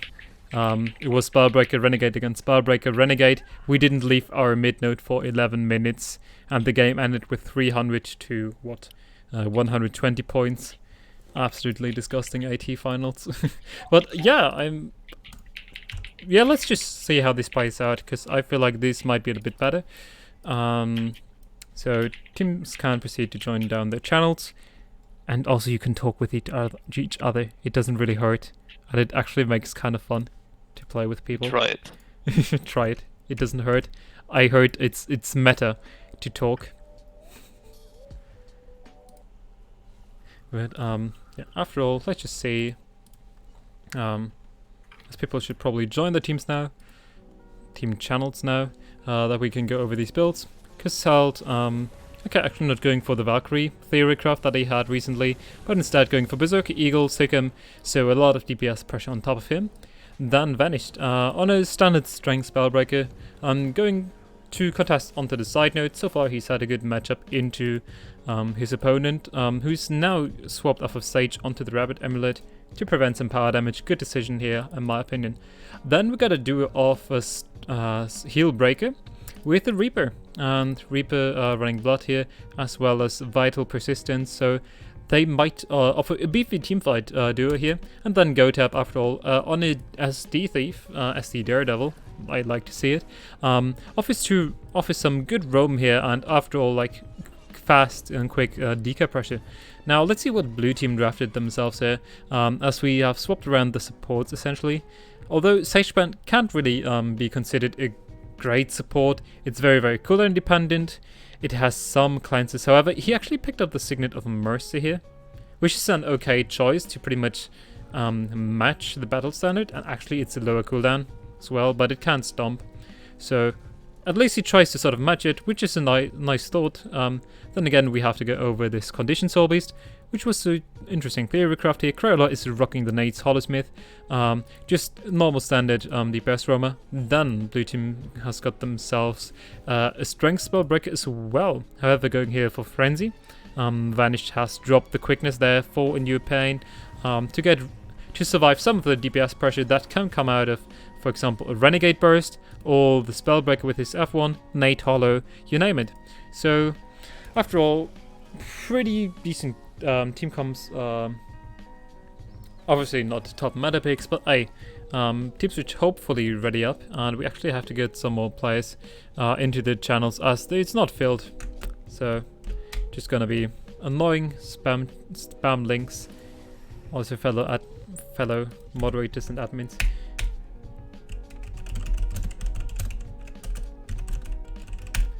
Yeah, you can spam these as well, and yeah, hopefully team's ready up now. You gotta add the smiley face at the end, otherwise it's aggressive. Oh yeah, thanks for helping me out there. But hey, the match is starting, so we actually have something to cast. Crayola dropping a nice, fair, balanced burst there. But now this time I'm not going to mess it up like always.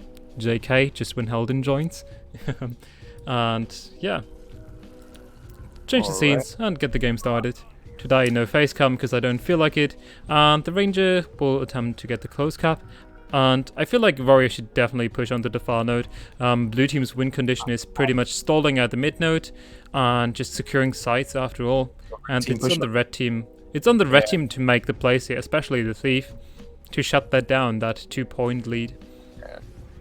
Yeah, red team straight away pushing onto the far node, basically pushing into Crow Tiger. Helter, he kind of favouring that 1v1. Got Pepe just going to probably secure the cap for his team and then leave Helter in the 1v1, able to sort of push into back to that mid fight. Meanwhile, we have got Tiny Flo pushing in to sort of make it a 2v2, but got Pepe for some reason trying to push into the fight, stalling out. It'd been a perfect opportunity for them to join the mid fight and kind of collapse and win the mid fight from there. Essentially, because Crayola is now being pressured out here in the mid node. Actually, red team, however, as we pretty much expected, with both Reaper and Healbreaker, they should have that mid node solidly under control with all the support. And now it looks like Crayola is the target. He has forced into the Elixir, but we look at the sides. Blue team picks themselves up the first node, and the Warrior 1v1 is still going on. So meanwhile, we've got the blue team have managed to pick up their home node.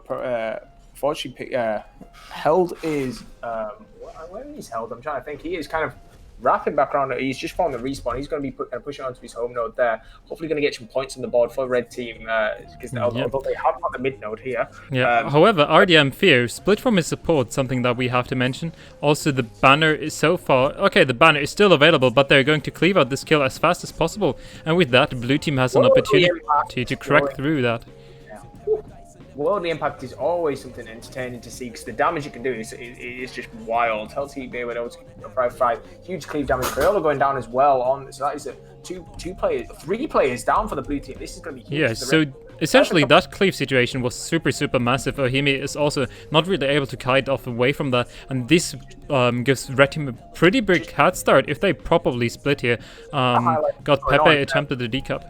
CrowTiger did a really smart rotation of kind of getting out of that mid fight as soon as he can, because straight away we knew that Red Team's Thief would be pushing onto that for that decap, so just kind of preventing that, keeping jump points on the board, still ticking, allows Blue Team on respawn to push back into mid as the full numbers. But meanwhile, as we say that, got Pepe is pushing straight in for the decap. CrowTiger unable to kind of keep an eye on that. Maybe should have been expecting it as soon as he went off it, but now pushing into that 2v1, making that outnumbered on CrowTiger.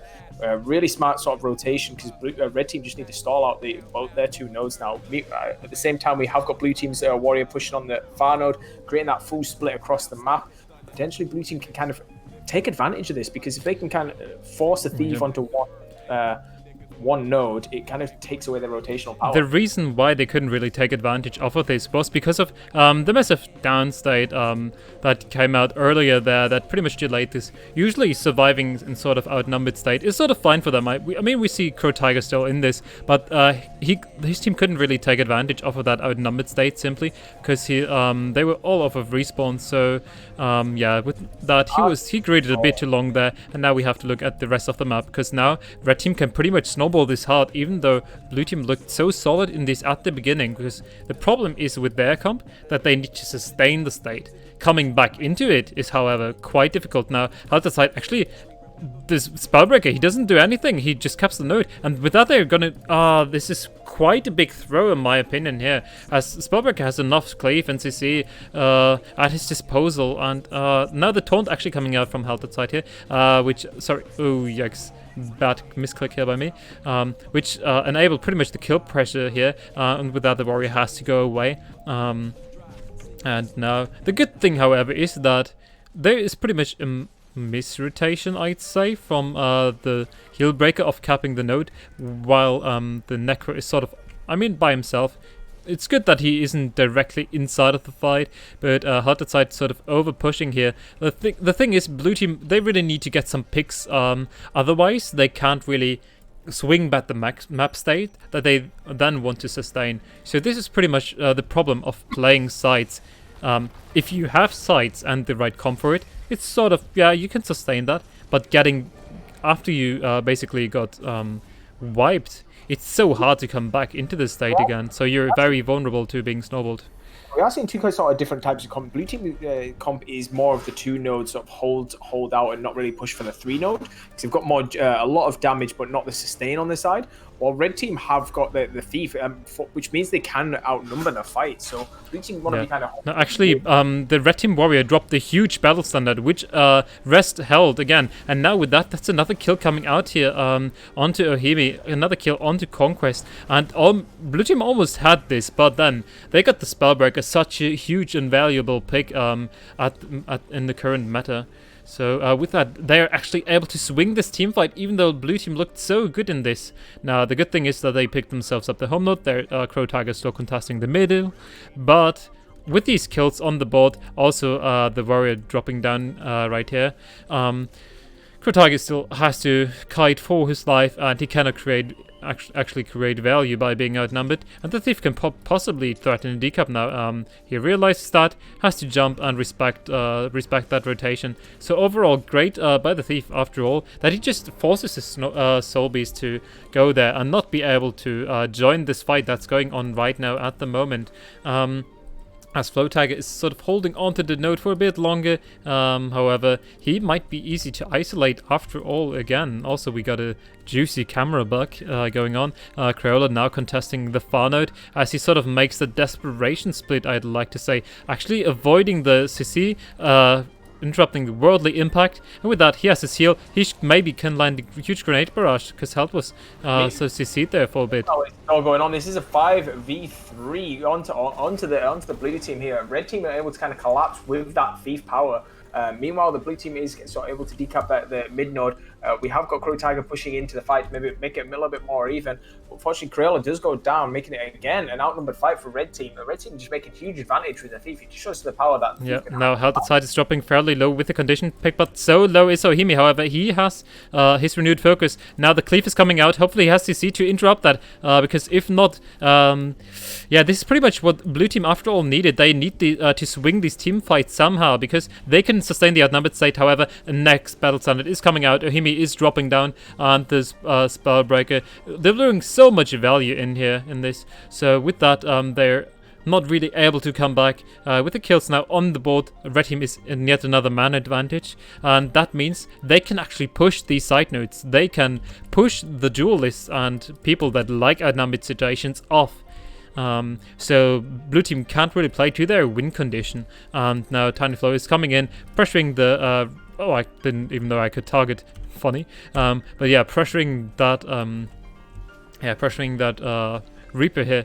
Now Vanish is there, but technically he even wants to be left alone. However, it's good that they 2v2. However, Benny Levy actually now coming in with the roam. He doesn't have his battle standard yet. It should be still on cooldown. So that's one big cooldown down. And maybe if Blue Team can actually exploit that, that would be so huge. But at the same time, we have to mention the cross-map play. Thief +1 getting a lot of work done here, as the Spellbreaker was picked off and held that side, and the Thief pretty much got that sorted. Now Blue Team actually loses their mid-cap as well, and with that, all the hopes of pretty much coming back from this game. I mean, it's not too late. It's still 6 minutes in, and if they can get if they could snowball a big team fight and then keep like every node contested pretty much and keep sites, they could come back from this. But Crayola's being picked off here by the Reaper, and they could not swing the team fight with the battle standard down, and now it should come back off cooldown soon, and that means they can probably get the same big reset again, and therefore yeah, negating the pressure that the Blue Team needs to assert here as soon as they fall behind. Meanwhile, Red Team have both got their far node. We see the Blue Team sort of warrior pushing into their home node to sort of get some potential points on the board, get that decap. Meanwhile, Red Team are picking up the rest of the map. We have got the Heelbreaker cap in the mid node, and we've got the far node being captured by King Vanish. This is all they need. They just need to kind of play the safe game, play the two nodes, and just allow the Thief to constantly decap. It is on the Blues team sort of come back, as you said earlier. It's an important thing. Blue Team have got a thing where if they need to take the lead and hold it, in order for them to snowball from this point, it's really difficult with their comp. Yeah, they just never want to fall behind. This is one of the big struggles of why going for the two node comp itself is sort of challenging, or let's say it's not the two node comp. That would be team fighting and the solid bunker side node. It's actually contesting all the three side nodes and sort of stalling out the team fight in an outnumbered state. After all, it's really hard to play this out because it just requires a lot of mechanical skill from each individual player to survive these outnumbered situations. Blue Team have got a lot of duelist builds, but not a lot of sustain builds on the side. Yeah. Typically, you'd more want the sustain builds if you are going for the 3-node heavy comp, rather than the rotational rank 55's physical comp. So you've got two variations of the 3-node. You've got the worms sort of go for sustain and win over time, and then you've got the rank 55, which is accumulate kills by rotating very fast. Yeah. So, well, although rank 55 isn't too fast rotationally, but let's not elaborate on that.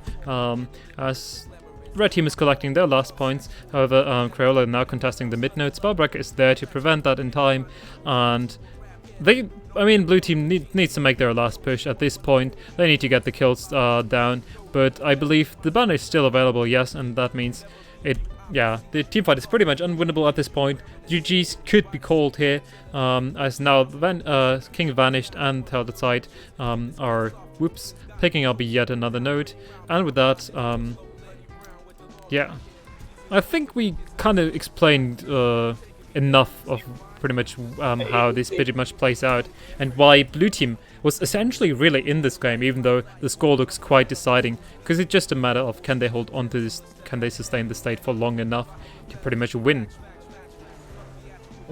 Yeah, the comps, it's not that much of a stomp as looking at the stock scoreboard. It's just unfortunately that red team were able to sort of take advantage of the thief and apply the pressure across the map. And if blue team could essentially just sustain that a little bit longer on the fights, it would definitely swing in their favor. Yeah. But hey, GG's been called. And I wonder if we should go for another match, or like maybe the last match of the evening, or if we sort of try to continue here. We'll speak to Sir Crayola. I feel like one last match Yeah. in the evening to finish on a high. Have a bit of a, I don't know if you want a semi-serious one or free for all or memes or what. What are you thinking, Six? Personally, I reckon we have a bit of a giggle like we do always for a finisher. Giggle. You Yeah, mean so- something like Hardthorns builds only, or core builds only? No meta. No So- meta picks at all? Oh god. Yeah. So it's basically nothing where it's something viable. But I'm talking about something that's like basically like your top god, not the top tier pick for your class, if that makes sense. So Thief can't run DP or Core Thief or Condi Thief. So it'd have to be like SD or some staff or variation. You got Oh my god. so let's just get some. Let's see what people can pick out. Let's have a bit of some memes. Oh, can't use the ones from the Discord. Make sure you look into our Arena Password channel. We're in the Conquest Arena, like not Conquest Arena 2, but Conquest Arena 1. This one, also the password should be there. I'm not gonna say it on stream, but it's quite accessible if you're on the Discord on the server. So the ones Yeah. to be in-house Conquest Arena 1. So Hidden Dragon, your chance to join in here. Yes, support squad. Okay, some degeneracy. Hey, let's go. Yep, I'm liking it. Let's have a bit of a giggle. Bring the memes, folks. Bring the Oh, memes. yikes! What the fuck did I just do? So Brain Pecker. Get that meme. I want to see some inventive. I want to see some cool stuff, guys. Come on. Show me the theory craft. So then me and Illy can just spend the entire game talking about theory crafts while you guys beat your head against the wall. As the last match of the evening. Yeah. And it'd be fun because I love theory crafting. Look at that Tricon build, though. Yeah. Just Just in case someone wants to pick up some memes, there you go. It's sort of Yeah. funny. We have a destroyer thief, which is But hey, stream chat. If there are more people of you who'd like to join, this is your chance. Just exclamation mark join. There you get the link, and in our Discord you can obviously see the arena password and all of that. Definitely, I'm gonna. Don't even try that hidden thing. That's a loophole. It's just not well known enough yet. What? He doesn't have the quick draw. And with that, like the obnoxious pressure, but it's already quite annoying. But hey. Yeah, I nice try, respect Boom. I want to see something a little bit more imaginative, folks. Come on, show me the memes. Oh yes. Also, why the fuck is Discord now shown and before it Show me wasn't? your theory crafts, people. I want to see it.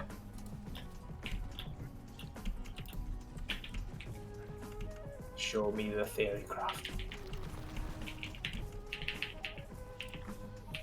Go find the NGO. It bothers me so much that people have like multiple characters. I'm like, just get. Yeah. Oh, one character, God. It bothers me. no, that's true. There we go.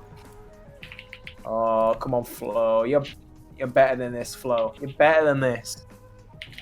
What is this?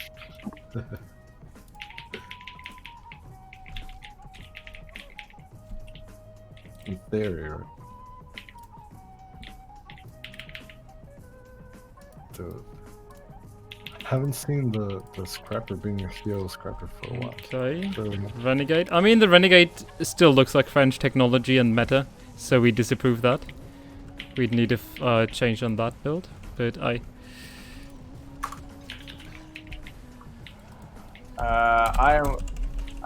will take some power into my hand and make spectator. Get that build changed. No meta. We want the memes. Strong, powerful memes, people. Also, thanks for the follow, actually. We got our last game sort of started.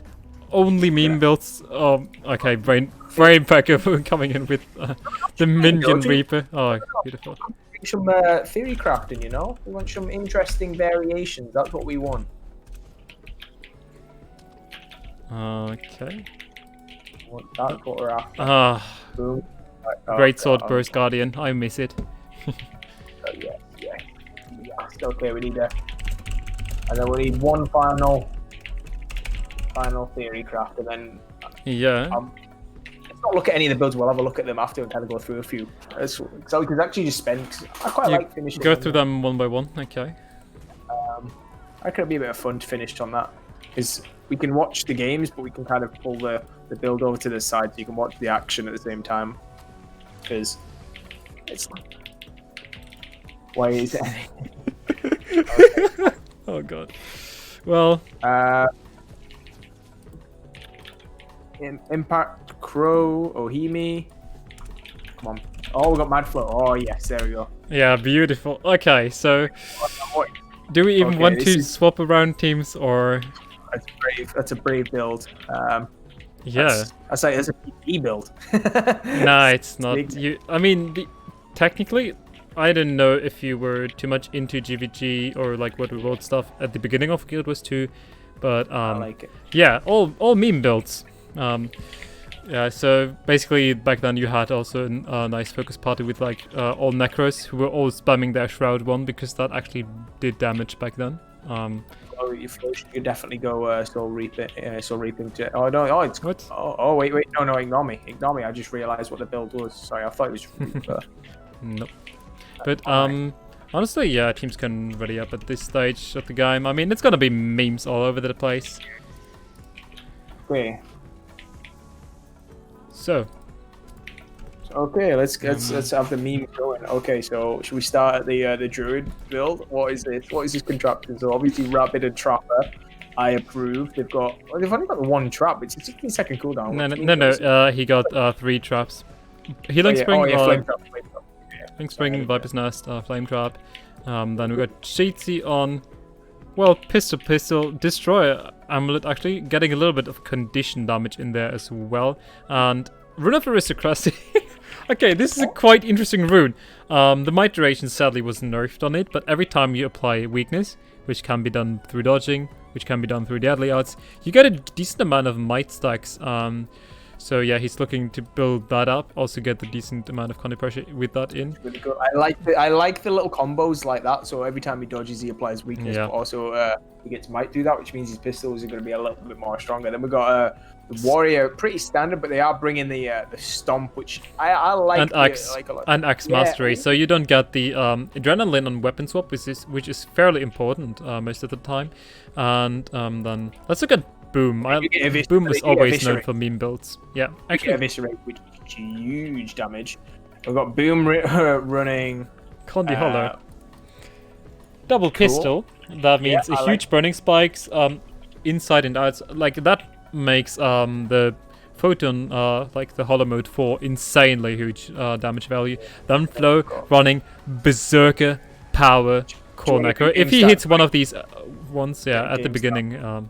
Yeah. We get a game start thrown in there. Game start, I think it's. Game start? Can do that? Okay. Hey, let's go. But yeah, if we look at the rest of that, Tactics Spellbreaker, Tactics Core Warrior, quite decent. Then Tricon running Support Scrapper. Like here's one more time. That we need. I love it. Shortbow, Greatsword, Demolisher, Core Ranger. Then we got Always Crying on. I mean, he mains this Core Guardian, the Burst Meditation build, and then Brainpacker lastly on the Reaper, however, rocking the Death Magic and minions. The ranked build extraordinaire. How often do people see a Minion Mancer Reaper? Quite often. You'd be surprised. But yeah, she's attempted. Like so far, red team members aren't really contesting middle. However, it looks like Madflow might be picked up here. Actually, always crying attempted the greatsword burst there. However, Madflow just got out in time. And let's see what else is happening over here. As now the Guardian is pretty much trapped inside of the immobilize and tangle here, inside of the Condi traps. Sheetsy also pressuring that out, and always crying tries to get out alive. Sort of kiting to middle, but he drops down, and also another kill came out onto the hidden dragon. But he's able to get the self-res. Yeah, probably a mistake there by Held. Not appreciate the fall down on mid, where the where hidden dragon basically fell onto them and got almost down by the warrior, but the rock just basically fell off and fell off. Spellbreaker dropping fairly low here in this scenario. However, the Reaper is not quite able to follow that as he was immobilized there for a second. The Rangers are bringing a lot of annoying pressure there.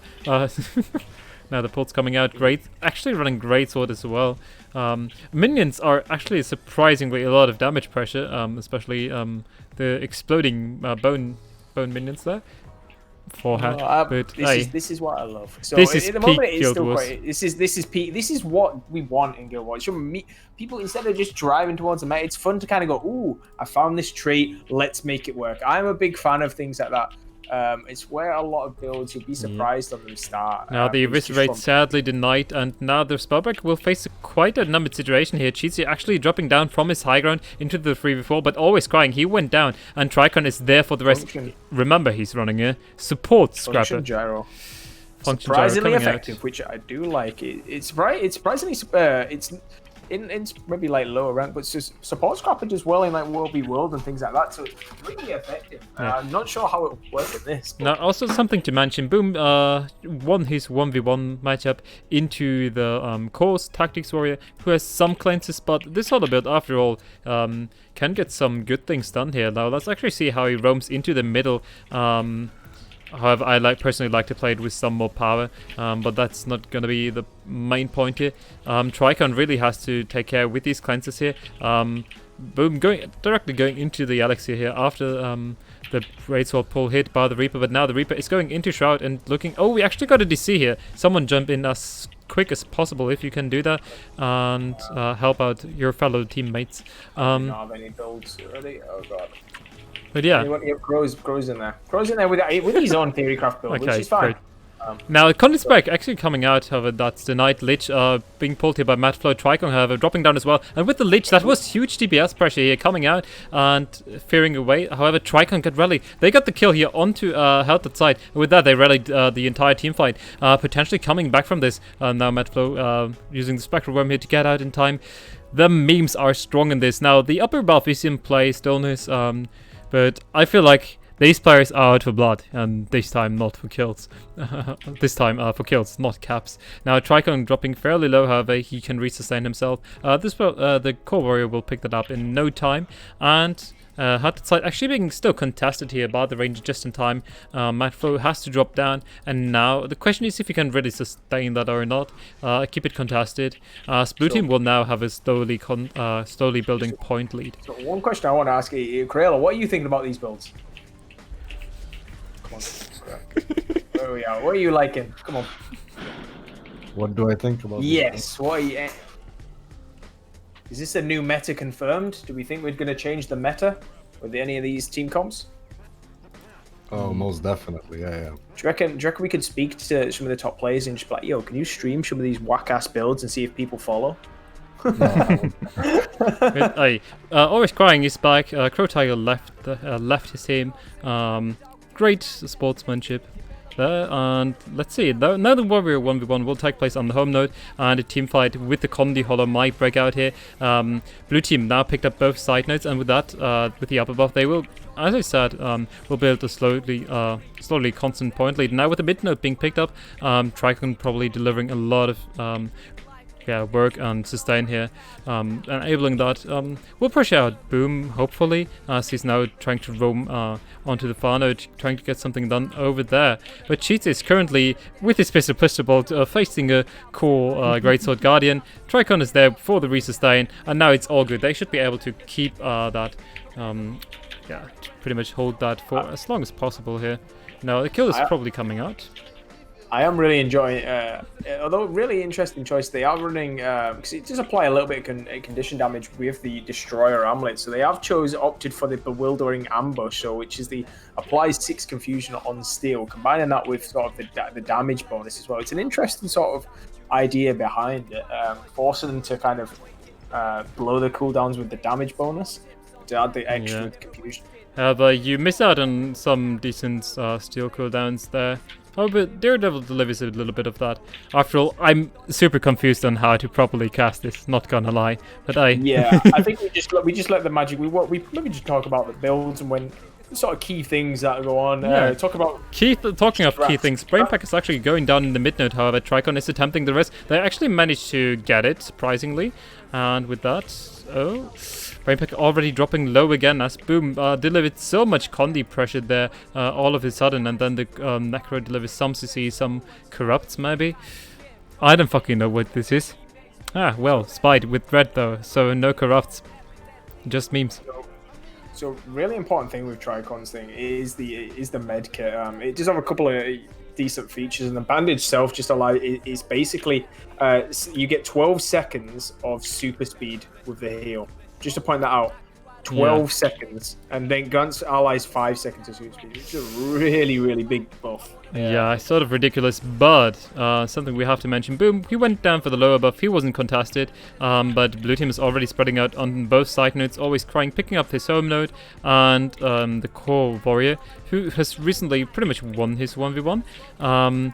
Now contested by Sheetsy, but at least he kept the node neutralized, and with the buff, upper buff being picked up, blue team is slowly but steadily building this constant point leads, even though they had to pass over the lower buff here. Now Brainpacker is coming in, and with him an entire army of minions.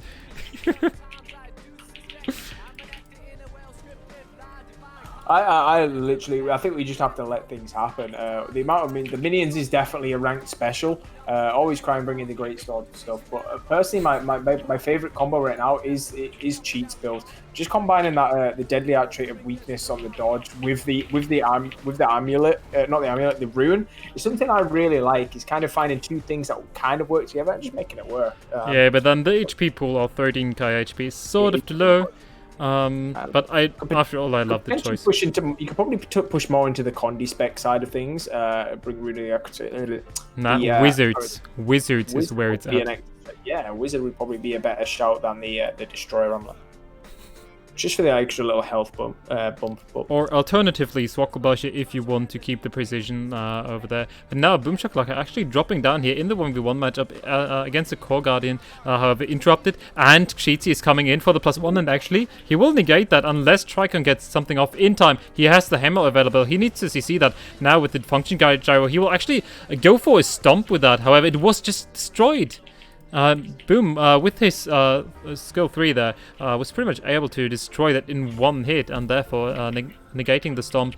However, now I feel like that Tricon is here. This fight is pretty much over. Just one key thing that Cheat's still taking advantage of with the pistol. He's still having access to Black Powder. And for those who might not know, Bound, which is his dodge ability, is elite finisher, which means he can still get the stealth on things, which means instead of you having the Heartseeker to get stealth, he's using his dodge to get stealth. And therefore he's also getting these quite frequent access to his stealth attack, which is not the greatest like from power damage, but it's good, decent mixed damage pressure. Also, he has the smoke screen, which if he combines that with his unload, for example, that's a lot of blind pressure just through the projectile finishes. But after all, red team overall is struggling to really get any no pressure in against blue team with their support, with their fairly sustainable core, short bow, greatsword, power ranger, and the minion mancer. But I felt like New this meta game confirmed. New meta confirmed, everybody. I have no fucking idea how to cast that, not gonna lie. I have no idea what to do here, but I hope that was a nice, neat little way to finish the stream. I think we should get Cruella. sort of kind of because we have finished on sort of a meme note. Real, would you like to kind of sign things off of what's coming up? Podcast arena labs. Just what it all is. Tell them everybody for people who may have just joined in or tuned in or whatever. All in perspective. I just mean like our podcast, our in-houses, how do people get involved, all that sort of good stuff. Well, of course. First off, thank you all for joining. It's the funnest days of the week when we do this. I hope we do get to do this more often as well. Many more times a week. And the 1v1 tournaments, duels kick off. Podcast-wise, we have podcasts coming out every Monday, as Elitex kind of mentioned 20 times. Tomorrow we got a really interesting one with Angels. A really cool conversation. Also, next time we have CMC on the podcast, and anybody with any sort of questions related to PvP is welcome to leave their questions in Reddit and forum posts. We're looking for conversation, we're looking for discussion, we're looking basically anything that's related to Guild Wars 2 PvP. That's about it. So thank you all for joining Sneak's wonderful commentary and Elitex. Fantastic casting as always. Everybody's been really great. I would encourage more communication. I think that'd be really hard because chat is popping off, but voice chat is not. I think that'd be cool too. I mean, I mostly have it covered in case there are some bad gamer words, but yeah, at least that one is very, very active, honestly, and pretty respectful after all. Also, thanks for the follow. Yeah, thanks guys for following. We're doing it. We're going to be, if you guys have any ideas on what sort of stuff you'd like to go, because one thing we kind of have been throwing around is the idea of post-match analysis, is like do a stream of kind of games that we've already recording, say close in-house games, and breaking those down of exactly what's happening on an in-depth detail and pausing them and kind of drawing on the screen through maybe some other players as well. Maybe do that on a stream, but we're still kind of getting ideas and things for extra streams, and I see that, Ellie. Yeah, and any kind of feedback is really welcome. Really welcome. Yeah. So all I feel like post-match analysis could be something, or like I had the idea of pretty much having an entire thing dedicated to that analysis. So we, for example, go over some ATs, for example, just one POV of someone where we commentate on positioning and all of that good shit. Just sort of if people would be interested in this. But after all, like we really need to get more streams going so that, as just mentioned, we can actually get the affiliated. Because our stats are really good, but that's the only thing that's missing. So is our consistency, because we're all lazy born idle plebs. Yeah, we should work on that. Oh, you mean do things? Oh. God, yeah, so unless we decide to like pop out, honestly, I might even try. Maybe I just pop out like 3-4 streams, and then we should have it. I just need to check it essentially. Seven streams in. The thing is, our stats are already good enough to easily pass through that. So even without viewers, it wouldn't really drag down our statistics too hard. And yeah, well, we could sort something, Ellie. Yeah, sure. We'll figure that out. But, so sadly, that's why coasting during matches. I mean, I've sent that, and we talked about it. Yeah, it's quite hard. It's really hard to get coaches. That's the thing. Like, people interacting regarding how things should be played anyway is kind of a difficult task by itself, because everybody's kind of got their own idea. But getting people to actually be confident enough in their own abilities and their own speaking ability to convey those ideas to other players is a biggie, you know. We're kind of looking for coaches as well in that respect. One thing, we'll talk. We've only briefly talked about it, Jazzman, but it is in the works. Sort of getting a little bit more, because it's quite difficult as to cast and educate and get games going. Organizing all you degenerates to sort of be balanced and not stack onto one team, and it's organizing you lot basically. That's half the battle. But yeah, it's it's worth just kind of coming on because from what we've experienced as well in the comms, everyone is PMA. Super PMA, but sadly, Shiton is dead silent. So that's definitely something I'd love to see improved. But hey, I'm really glad to hear that. I've actually got an idea what we could do for one of the games. We can get people who are in comms. You could just simply join the channel, Illy. Not really. You don't have to say anything. It may you just kind of sit there, not cast. But it would be good sort of to hear for people to hear the team comms sort of interactive and see what it's like. I mean, promote it essentially by seeing hype comms. I mean, yeah, that could be something. But then a lot of people, I'm not sure if they just don't bother. I know some people really don't speak. Some don't even have microphones. But it's 2020. Just ideas, but yeah. Anyway, there's still so much we can do. But, so much we're gonna do. So yeah, we got plans. But for those who kind of joined, I'm glad you some folk enjoyed it. Yeah, and you all enjoyed it. But I need to go to bed because I need my beauty sleep and go make some British noises. So. With that, thanks to each and every one. We linked all of the necessary things. And in case anything else is up, all of us are up for DMs. I mean, Crayola, just gonna drop that here. Then Sneakers, me obviously over here.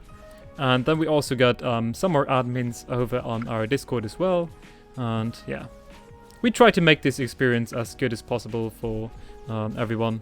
So yeah, with that, have a nice evening. And cheers to everyone who's still out there. Good night. Laters.